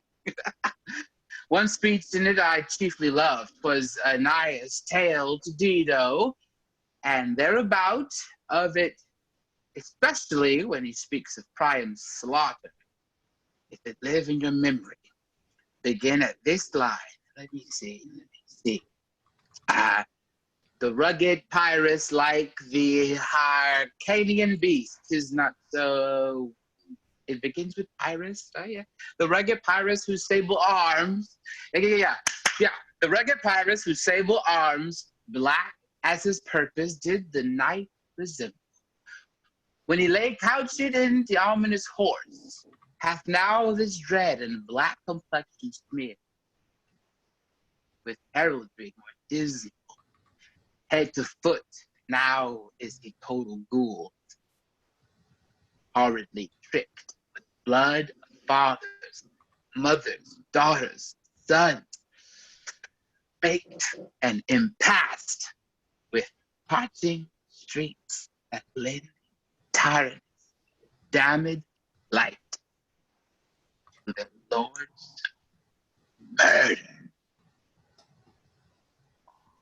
Roasted in wrath and fire, and this o'er sighs with coagulate gore, with eyes like carbuncles and hellish iris, old grandsire Priam speaks. Okay, so proceed you. Oh, for God, my lord, well spoken with good accent and good discretion. Anon he finds him striking two shorted Greeks. His antique sword, rebellious to his arm, lies where it falls, repugnant to command. Unequal matched, Paris at Priam drives, in rage strikes wide, but with the whiff and wind of his fell sword, the unnerved father falls. Then senseless Ilium, seeming to feel this blow, with flaming top stoops to his base, and with a hideous crash takes prisoner Pyrrhus by his ear. For lo, his sword, which was declining on the milky head of Reverend Priam, seemed the air to stick, so as a painted tyrant Paris stood, and like a neutral to his will and matter, did nothing, But as we often see against some storm, a silence in the heavens, the rack stands still, the bold wind speechless in the orb below, as hushes death. Anon the dreadful thunder doth rend the region. So after Pyrrhus' pause, aroused vengeance sets him up new a work, and never did the Cyclops' hammers fall on Mars' armor, forged for proof eternal. With less remorse than Pyrrhus' bleeding sword now falls on Priam. Out, out, thou strumpet, Fortune! All you gods and general synod take away her power. Break all the spokes and fellies from her wheel, and bowl the round nave down the hill of heaven, as low as to the fiends. This is too long. It's so to the barbers with your beards. Prithee, say on. He's for a jig, or a tale of bawdry, or he sleeps. Say on. Come to the Cuba. But who, woe, had seen the mobled queen? The mobled queen? That's good. The mobled queen is good. Run barefoot up and down, threatening the flames with bison room, a clout upon that head where late the diadem stood, and for a robe about her lank and all her air-teamed loins, a blanket in the alarm of fear, caught up. Who this had seen, with tongue in venom steeped, gainst fortune's state would treason have pronounced. But if the gods themselves did see her, then when she saw Pyrrhus make malicious sport, in mincing with his sword her husband's limbs, the instant burst of clamor that she made, unless things mortal moved them not at all, would have made milch the burning eyes of heaven, and passion in the gods. Look where'er she has not turned her color and has tears in her eyes. Oh, prithee, more! 'Tis well, 'tis well. I'll have thee speak out the rest of this soon. Good, my lord. But you see the players be well bestowed. Do you hear? Let them be well used. For they are the abstract and brief chronicles of the time. After your death, you would better have a bad epitaph than their ill rapport while you live. My lord, I will use them according to their desert. Gods, bodikins, man, much better. Use every man after his desert, and who shall escape whipping? Use them after your own honor and dignity. The less they deserve, the more merit is in your bounty. Take them in. Come, sirs, and madam. Follow him, friends. We'll hear a play tomorrow. Us Polonius and players. Dost thou hear me, old friend? Can you play The Murder of Gonzago? Aye, my lord. Well, we'll have tomorrow night. You could, for a need, study a speech of some dozen or 16 lines, which I would set down and insert in it. Could you not? Aye, my lord. Very well. Follow that lord. He took, and look you mock him not. My good friends, I'll leave you till night. You are welcome to Elsinore. Good, my lord. Aye. So goodbye to you.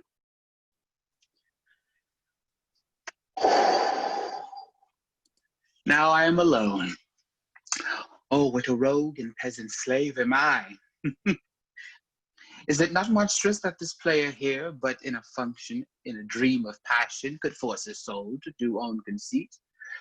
That from her working all this visage wind, tears in his eyes, distraction in his aspect, a broken voice, and his whole function suiting with forms to his conceit, and all for nothing? For Hecuba? What's Hecuba to him, or he to Hecuba? To he, that he should weep for her? What would he do had he the motive and the cue for passion that I have?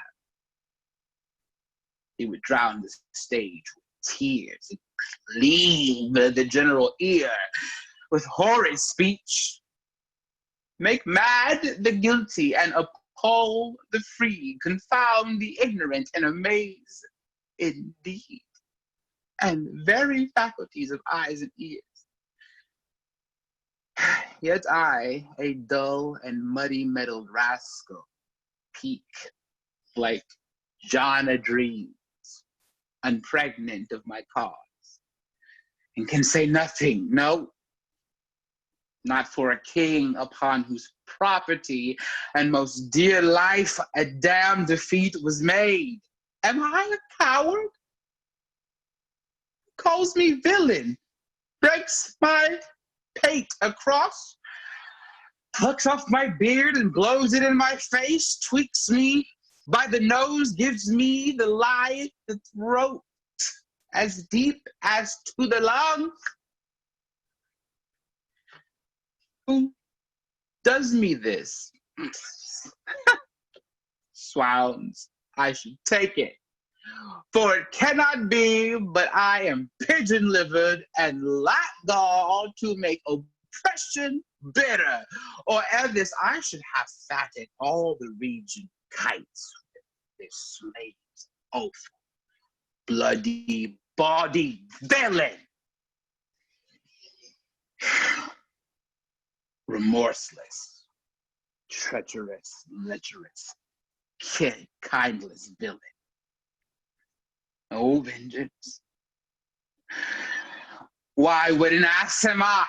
This is most brave that I, the son of a dear father, murdered, prompted to my revenge by heaven and hell, must, like a whore, unpack my heart with words, fall a cursing, like a very drab, a stallion. Oh, fie upon it! Fie! About my brains! I have heard that guilty creatures sitting at a play have, by the very cunning of the scene, been struck so to the soul that presently they have proclaimed their malfactions for murder. They would have no tongue, will speak with most miraculous organ. I'll have these players play something like the murder of my father before mine uncle. I'll observe his looks, I'll tempt him to the quick. If he do blench, I know my course. The spirit that I have seen may be a devil, and the devil hath power to assume in a pleasing shape, yeah, and perhaps out of my weakness and my melancholy, as he, very potent with such spirits, abuses me to damn me. I'll have grounds more relative than this. The play's the thing wherein I'll catch the conscience of the king.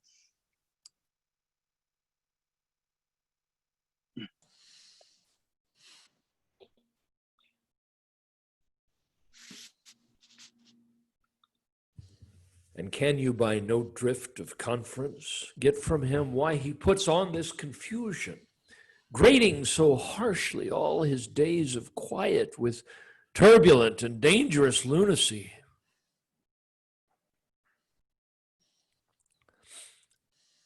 He does confess he feels himself distracted, but from what cause he will by no means speak. Nor do we find him forward to be sounded, but with a crafty madness keeps aloof, when we would bring him on to some confession of his true state. Did he receive you well? Most like a gentleman. But with much forcing of his disposition. Guarded in question, but of our demands most free in his reply. Did you essay him to any pastime? Madam, it so fell out that certain players we o'erwrought on the way. Of these we told him, and there did seem in him a kind of joy to hear of it. They are here about the court, and, as I think, they have already ordered this night to play before him. 'Tis most true, and he beseeched me to entreat your majesties to hear and see the matter. With all my heart, and it doth much content me to hear him so inclined. Good gentlemen, give him a further edge, and drive his purpose into these delights. We shall, my lord. Sweet Gertrude, leave us too, for we have closely sent for Hamlet hither, that he, as 'twere by accident, may here affront Ophelia. Her father and myself, lawful espials, will so bestow ourselves that, seeing unseen, we may of their encounter frankly judge and gather by him as he is behaved, if it be the affliction of his love or no that he suffers for. I shall obey you. And for your part, Ophelia, I do wish that your good beauties be the happy cause of Hamlet's wildness. So shall I hope your virtues will bring him to his wonted way again, to both your honors. Madam, I wish it may. Ophelia, walk you here. Gracious, so please you, we will bestow ourselves. Here, read upon this book, that show of such may exercise, may color your loveliness. Oh, we are oft to blame in this. It is much proved, too much proved, that with devotion's visage and pious action, we do sugar over the devil himself. Oh, 'tis too true. How smart a lash that speech doth give my conscience. The harlot's cheek beautied with plastering art is not more ugly to the thing that helps it than is my deed to my most painted word. Oh, heavy burden. I hear him coming. Let's withdraw, my lord.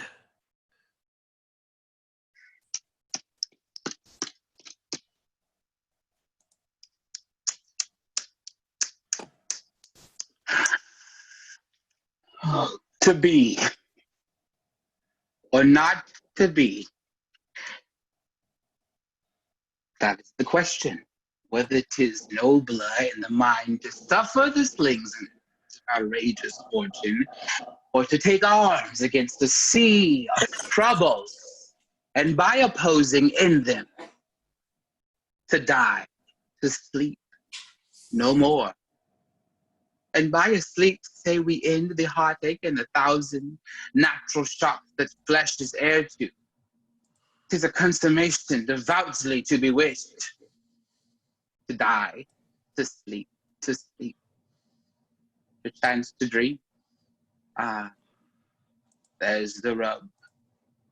For in that sleep of death, what dreams may come? When we have shuffled off this mortal coil, must give us pause. There's the respect that makes calamity of so long a life. For who would bear the whips and scorns of time? The oppressor's wrong, the proud man's contumely, the pangs of despised love, the law's delay, the insolence of office, the spurns that hasted merit of the unworthy thing. When he himself might his quietus make with a fair body. Who would fondles bear to grunt, sweat under a weary life? But that the dread of something after death, the undiscovered country from whose bourne no travelers return, puzzles the will, and makes us rather bear those ills we have, and fly to others that we know not of. Thus conscience does make cowards of us all, and thus the native hue of resolution is sicklied o'er with the pale task of thought and enterprises of great pitch and moment with disregard, their currents turn awry and lose the name of action. Soft, you now, fair Ophelia, nymph, in thy orisons, be all my sins remembered. Good, my lord. How does your honor for this many? I My lord, humbly thank I you. have, my lord, I have remembrances of yours that I have longed to redeliver. I pray you now receive them. No, not I. I never gave you aught. My honored lord, you know right well you did. And with them words of so sweet breath composed as made the things more rich, their perfume lost. Take these again, for to the noble mind, rich gifts wax poor when givers prove unkind. My lord. Oh, are you honest? My lord? Are you fair? What means your lordship? That if you be honest and fair, your honesty should admit no discourse to your beauty. Could beauty, my lord, have better commerce than with honesty? Aye, truly, for the power of beauty will sooner transform honesty from what it is to a bond, and the force of honesty can translate beauty into this like into his likeness. This was sometimes a paradox, but now the time gives proof. I did love you once.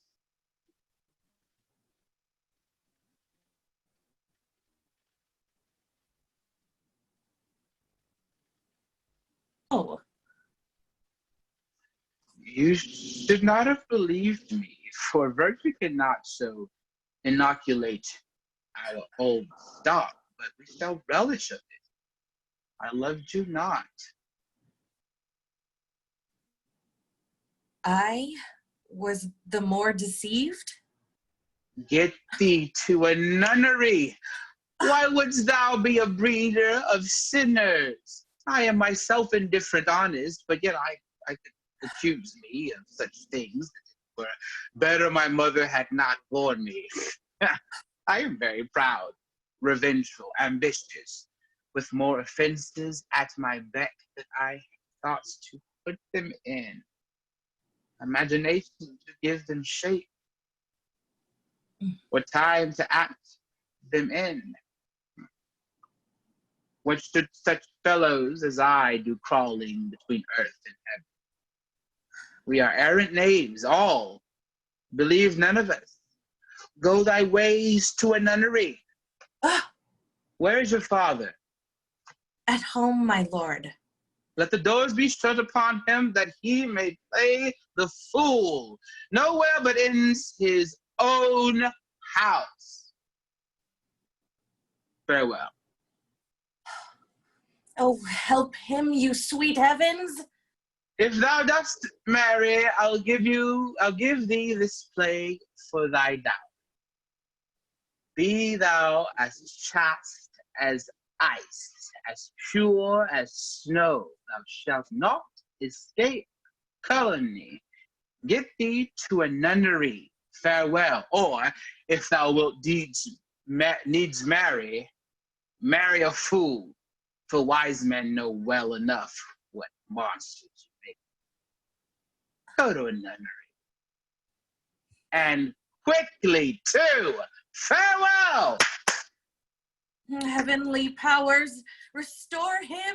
I have heard of your paintings, too, well enough. God hath given you one face. and you make yourself another. You jig and amble, you lisp, you nickname God's creatures and make your wantonness your ignorance. Go to, I'll know more on it. It hath made me mad. I say we will have no more marriage. Those that are married already, all but one shall live. The rest shall keep as they are to a nunnery. Go.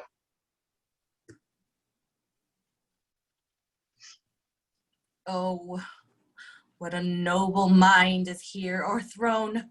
The courtiers, soldiers, scholars, eye, tongue, sword, the expectancy and rose of the fate of the fair state, the glass of fashion and the mold of form, the observed of all observers quite down. An eye of ladies most deject and wretched that sucked the honey of his musicked vows. Now see that noble and most sovereign reason, like sweet bells jangled out of time and harsh, that unmatched form and stature of blown youth blasted with ecstasy. Oh, woe is me to have seen what I have seen. See what I see.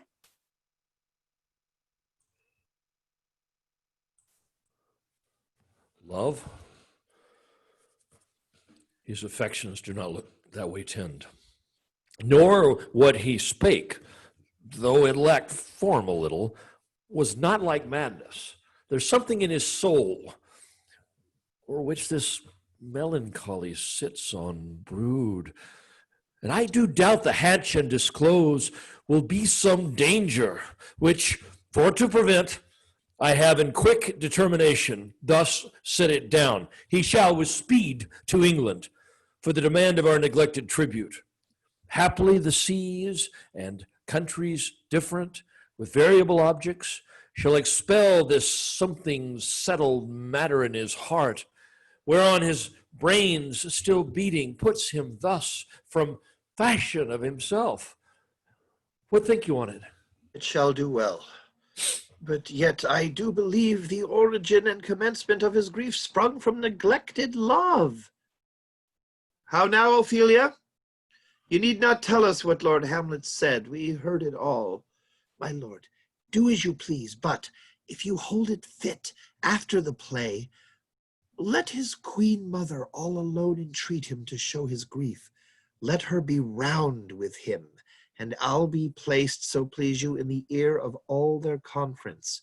If she find him not, to England send him, or confine him where your wisdom shall think. It shall be so.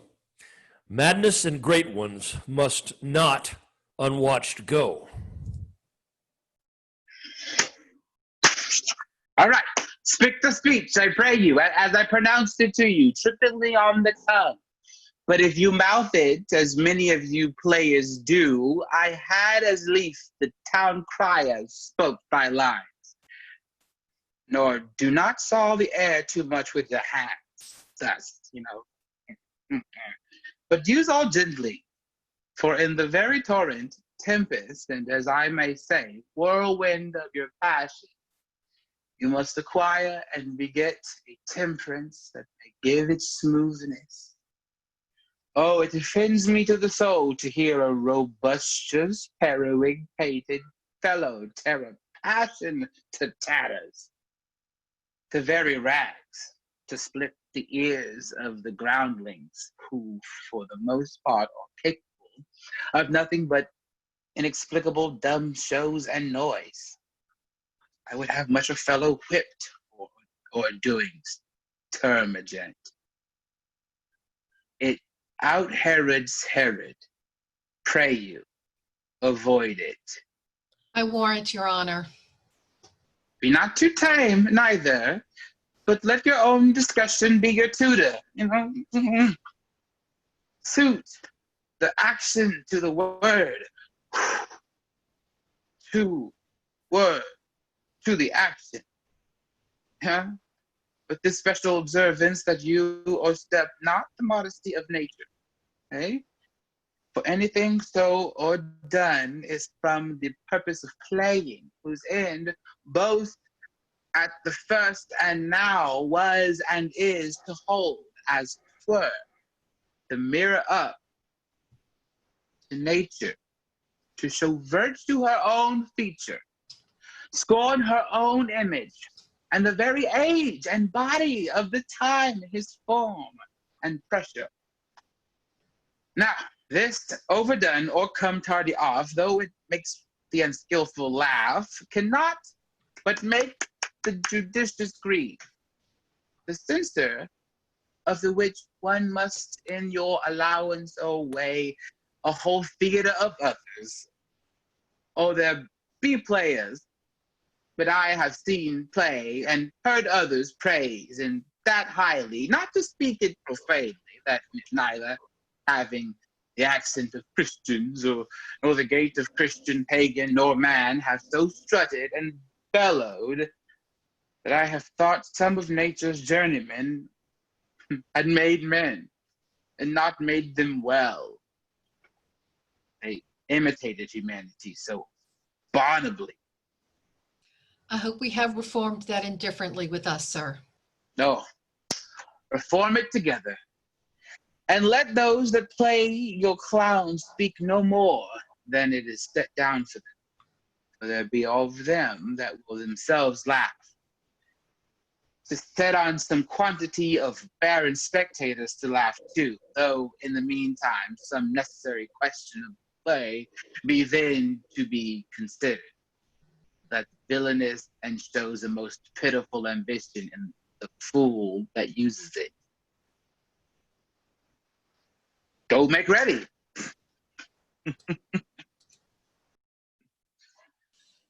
How now, my lord? Will the king hear this piece of work?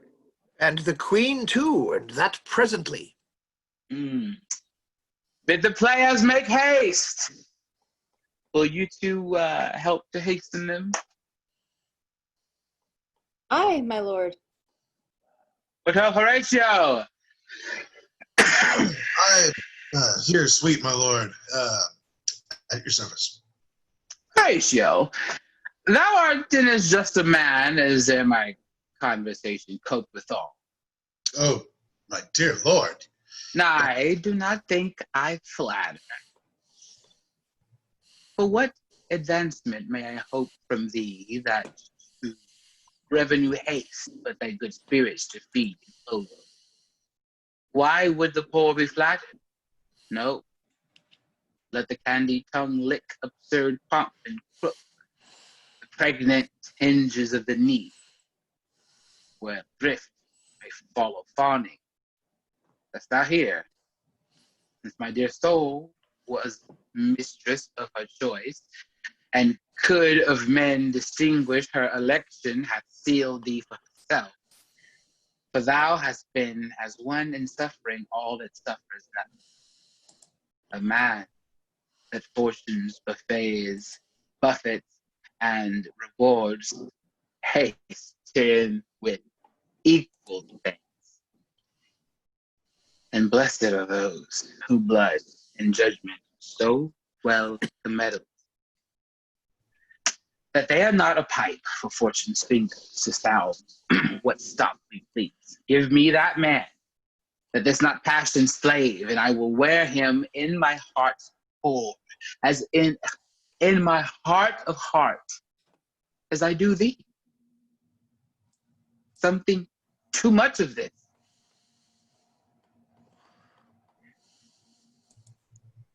There is a play tonight before the king. One scene of it comes near the circumstance which I have told thee of my father's death. Prithee, thou seest that act, but even with the very comment of thy soul, observe my uncle.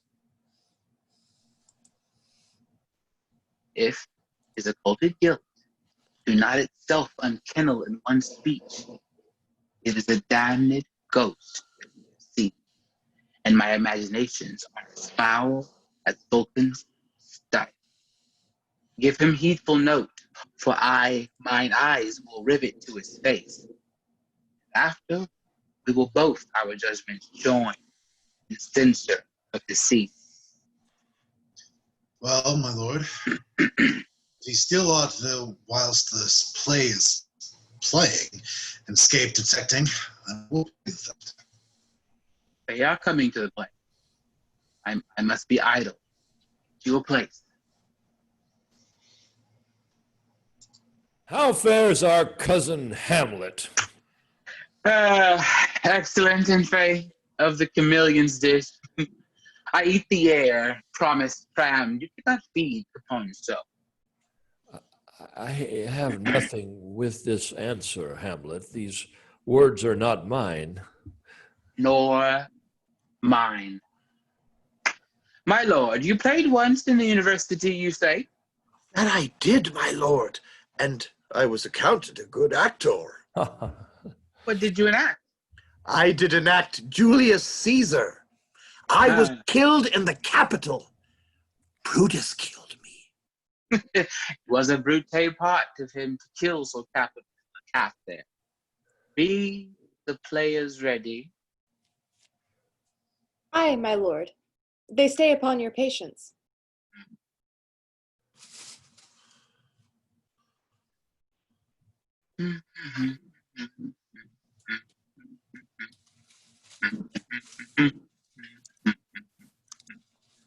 Fair Gertrude, are you with us? 1 second. I'm here.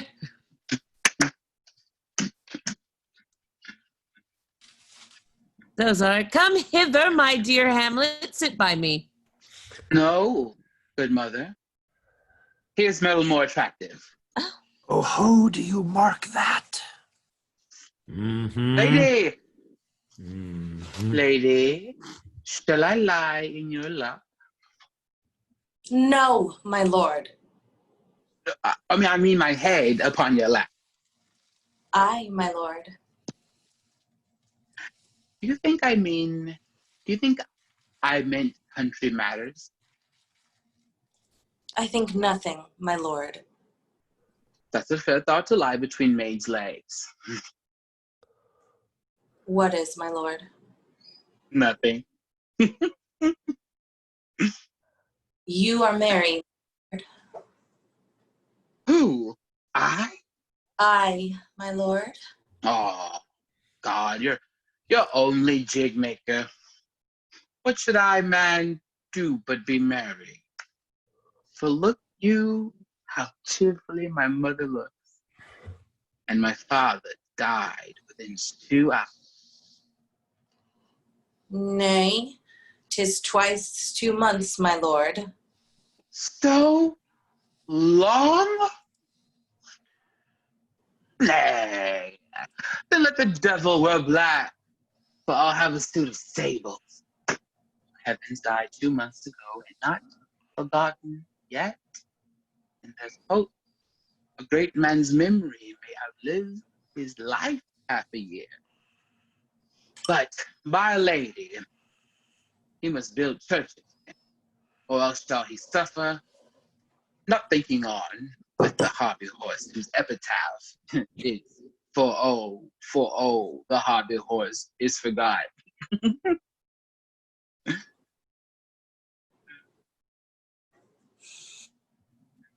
Some stuff happens, players exit. What means this, my lord? Mary, this is a mitching, maleko. It means mischief. Belike this show imports the argument of the play. We shall know by this fellow. The players cannot keep counsel. They'll tell all. Will he tell us what this show meant? Aye, or any show that you will show him. Be not you ashamed to show, till not ashamed to tell you what it means. You are not. You are not. I'll mark the...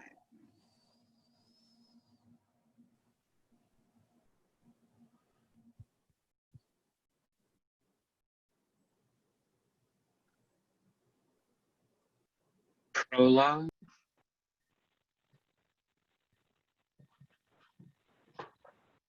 For us and for our tragedy, here stooping to your clemency, we beg your hearing patiently. Is this a prologue or the posy of a ring? 'Tis brief, my lord. A woman's love.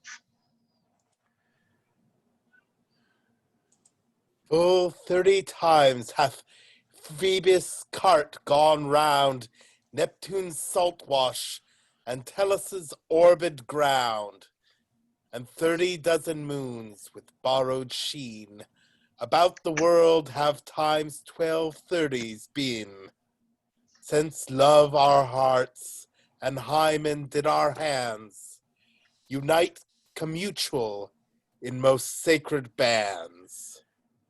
So many journeys may the sun and moon make us again count o'er ere love be done.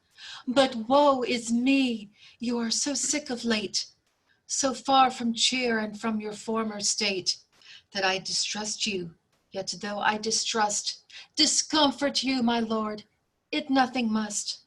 For women fear too much, even if they love, and women's fear and love hold quantity in neither aught or in extremity. Now what my love is, proof hath made you know, and as my love is sized, for fear is so. Where love is great, the littlest doubts are fear. Where little fears grow great, great love grows there. Faith, I must leave thee, love, and shortly too. My operant powers their functions leave to do, and thou shalt live in this fair world behind, honored, beloved, and haply one as kind, for husband shalt thou. Oh, confound the rest! Such love must needs to be treason in my breast. In second husband let me be accursed. None wed the second, but who killed the first. That's wormwood! The instances that second marriage move are base respects of thrift, but none of love. A second time I kill my husband dead, when second husband kisses me in bed. I do believe you think what now you speak, but what we do determine oft we break. Purpose is but the slave to memory, of violent birth but poor validity, which now, the fruit unripe, sticks on the tree, but fall unshaken when they mellow be. Most necessary 'tis that we forget to pay ourselves what to ourselves is debt. What to ourselves in passion we propose, the passion ending, doth the purpose lose. The violence of either grief or joy, their own enactures with themselves destroy. Where joy most revels, grief doth most lament. Grief joys, joy grieves, on slender accident. This world is not for aye, nor 'tis not strange that even our loves should with our fortunes change. For 'tis a question left us yet to prove, whether love lead fortune, or else fortune love. The great man down, you mark his favorite flies. The poor, advanced, makes friends of enemies. And Heathrow doth love on fortune tend, for who not needs shall never lack a friend. And who in want a hollow friend doth try, directly seasons him his enemy. But, orderly to end where I begun, our wills and fates do so contrary run, that our devices will be overthrown. Our thoughts are ours, their ends none of our own. So think thou wilt no second husband wed, but die thy thoughts when thy first lord is dead.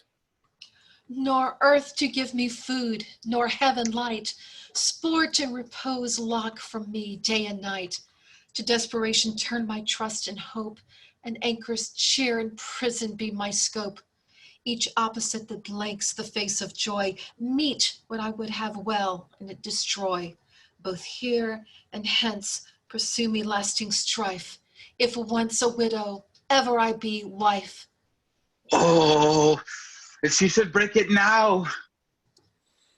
'Tis deeply sworn. Sweet, leave me here a while. My spirits grow dull, and fain I would beguile the tedious day with sleep. Sleep rock thy brain, and never come mischance between us twain.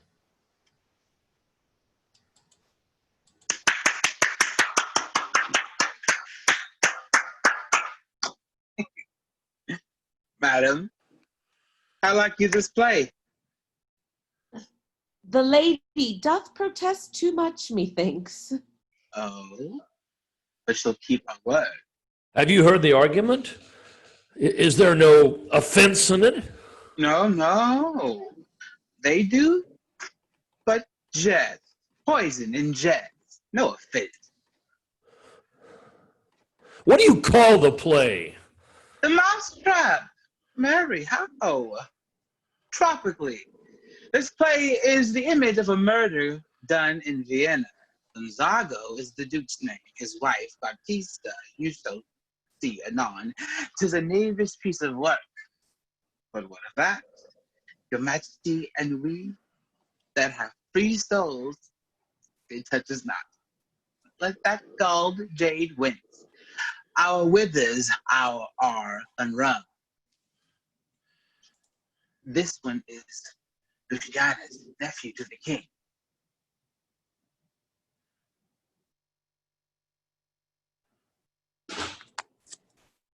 You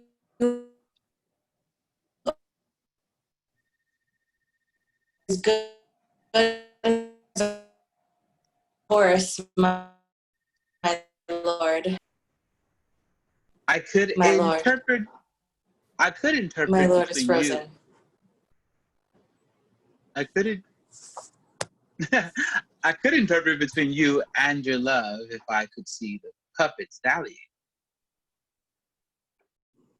You are keen, my lord. You are keen. It would cost you a groaning to take off mine edge.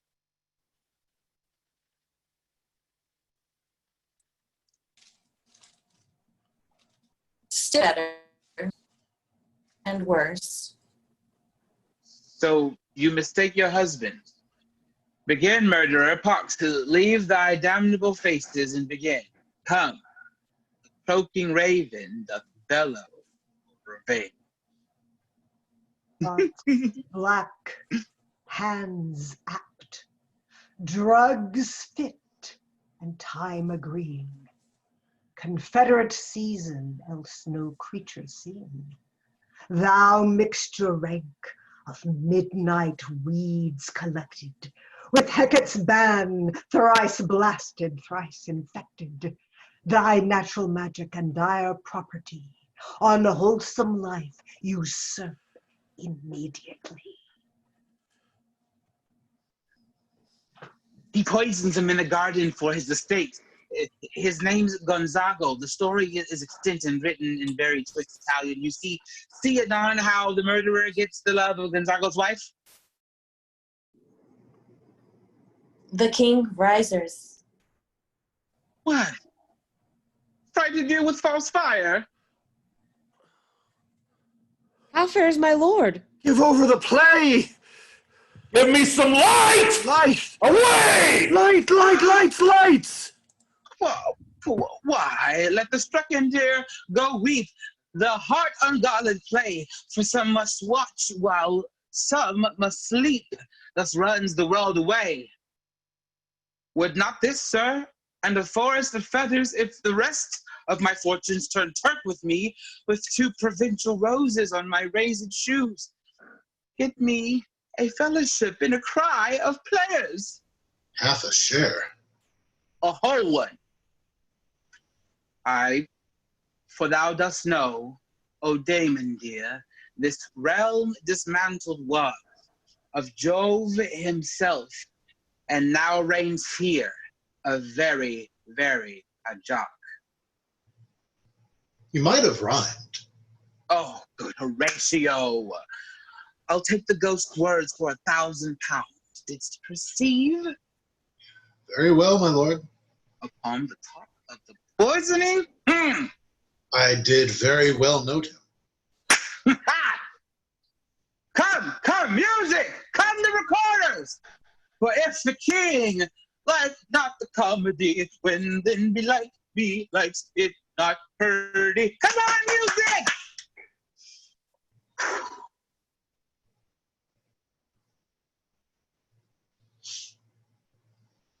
Good, my lord, vouchsafe me a word with you.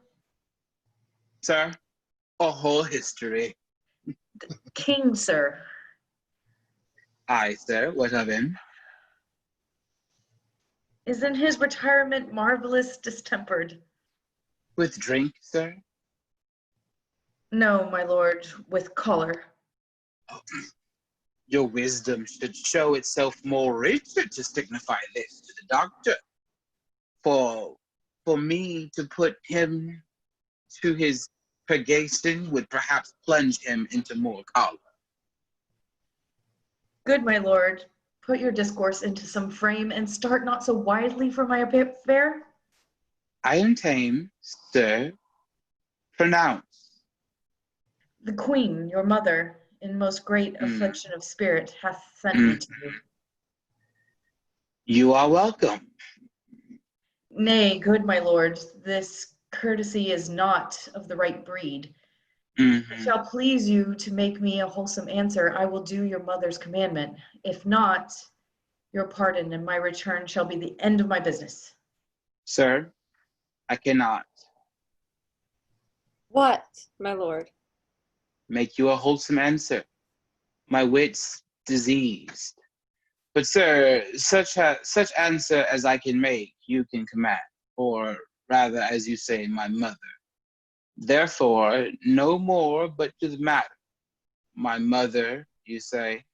Then thus she says, your behavior hath struck her into amazement and admiration.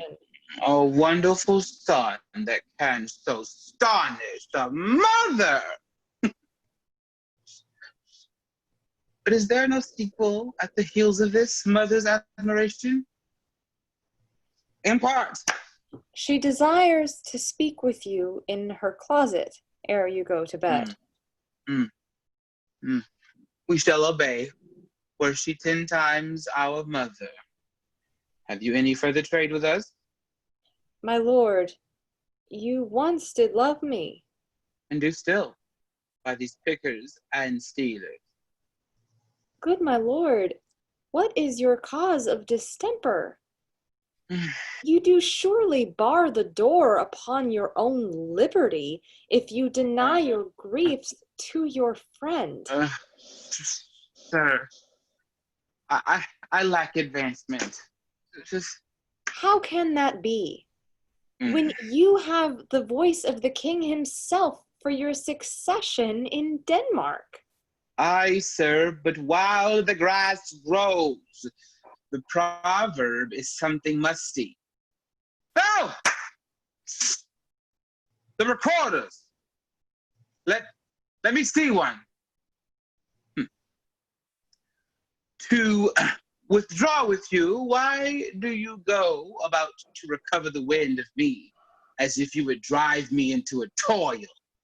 Oh, my lord, if my duty be too bold, my love is too unmannerly. I do not well understand that. Will you play upon this pipe? My lord, I cannot. I pray you. Believe me, I cannot. I do beseech you. I know no touch of it, my lord. It is as easy as lying. Govern these vintages with your fingers and thumb. Give it breath with your mouth. And it will discourse most eloquent music. Like, look you, these are the stops. But these cannot I command to any utterance of harmony. I have not the skill. Why, look you now, how unworthy a thing you make of me. You would play upon me, you would seem to know my stops, you would pluck out the heart of my mystery, you would sound me from the lowest note to the top of my compass. And there is much music, excellent voice in this little organ. Yet cannot you make it speak? Blood, do you think I am easier to be played on than a pipe? Call me what instrument you will, though you can fret me. You cannot play upon me.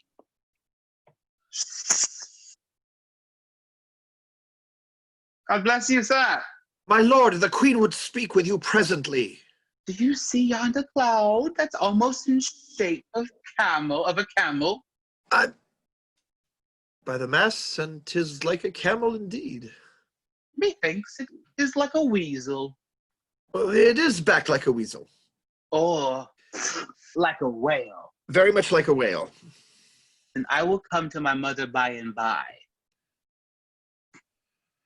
Pull me to the top of my bent. I will come by and by. I will say so. By and by is easily said. Leave me, friends.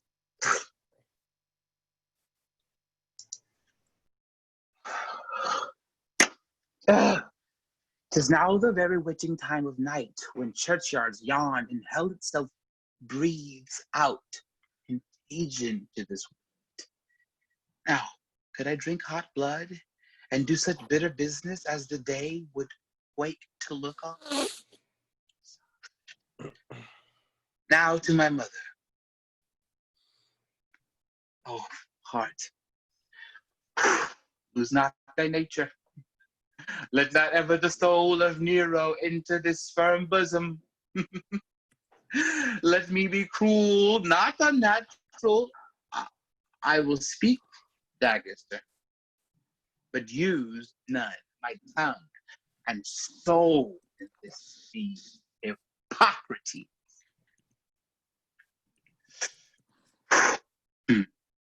How in my words, some over should be sent, to give them stills never my soul consent.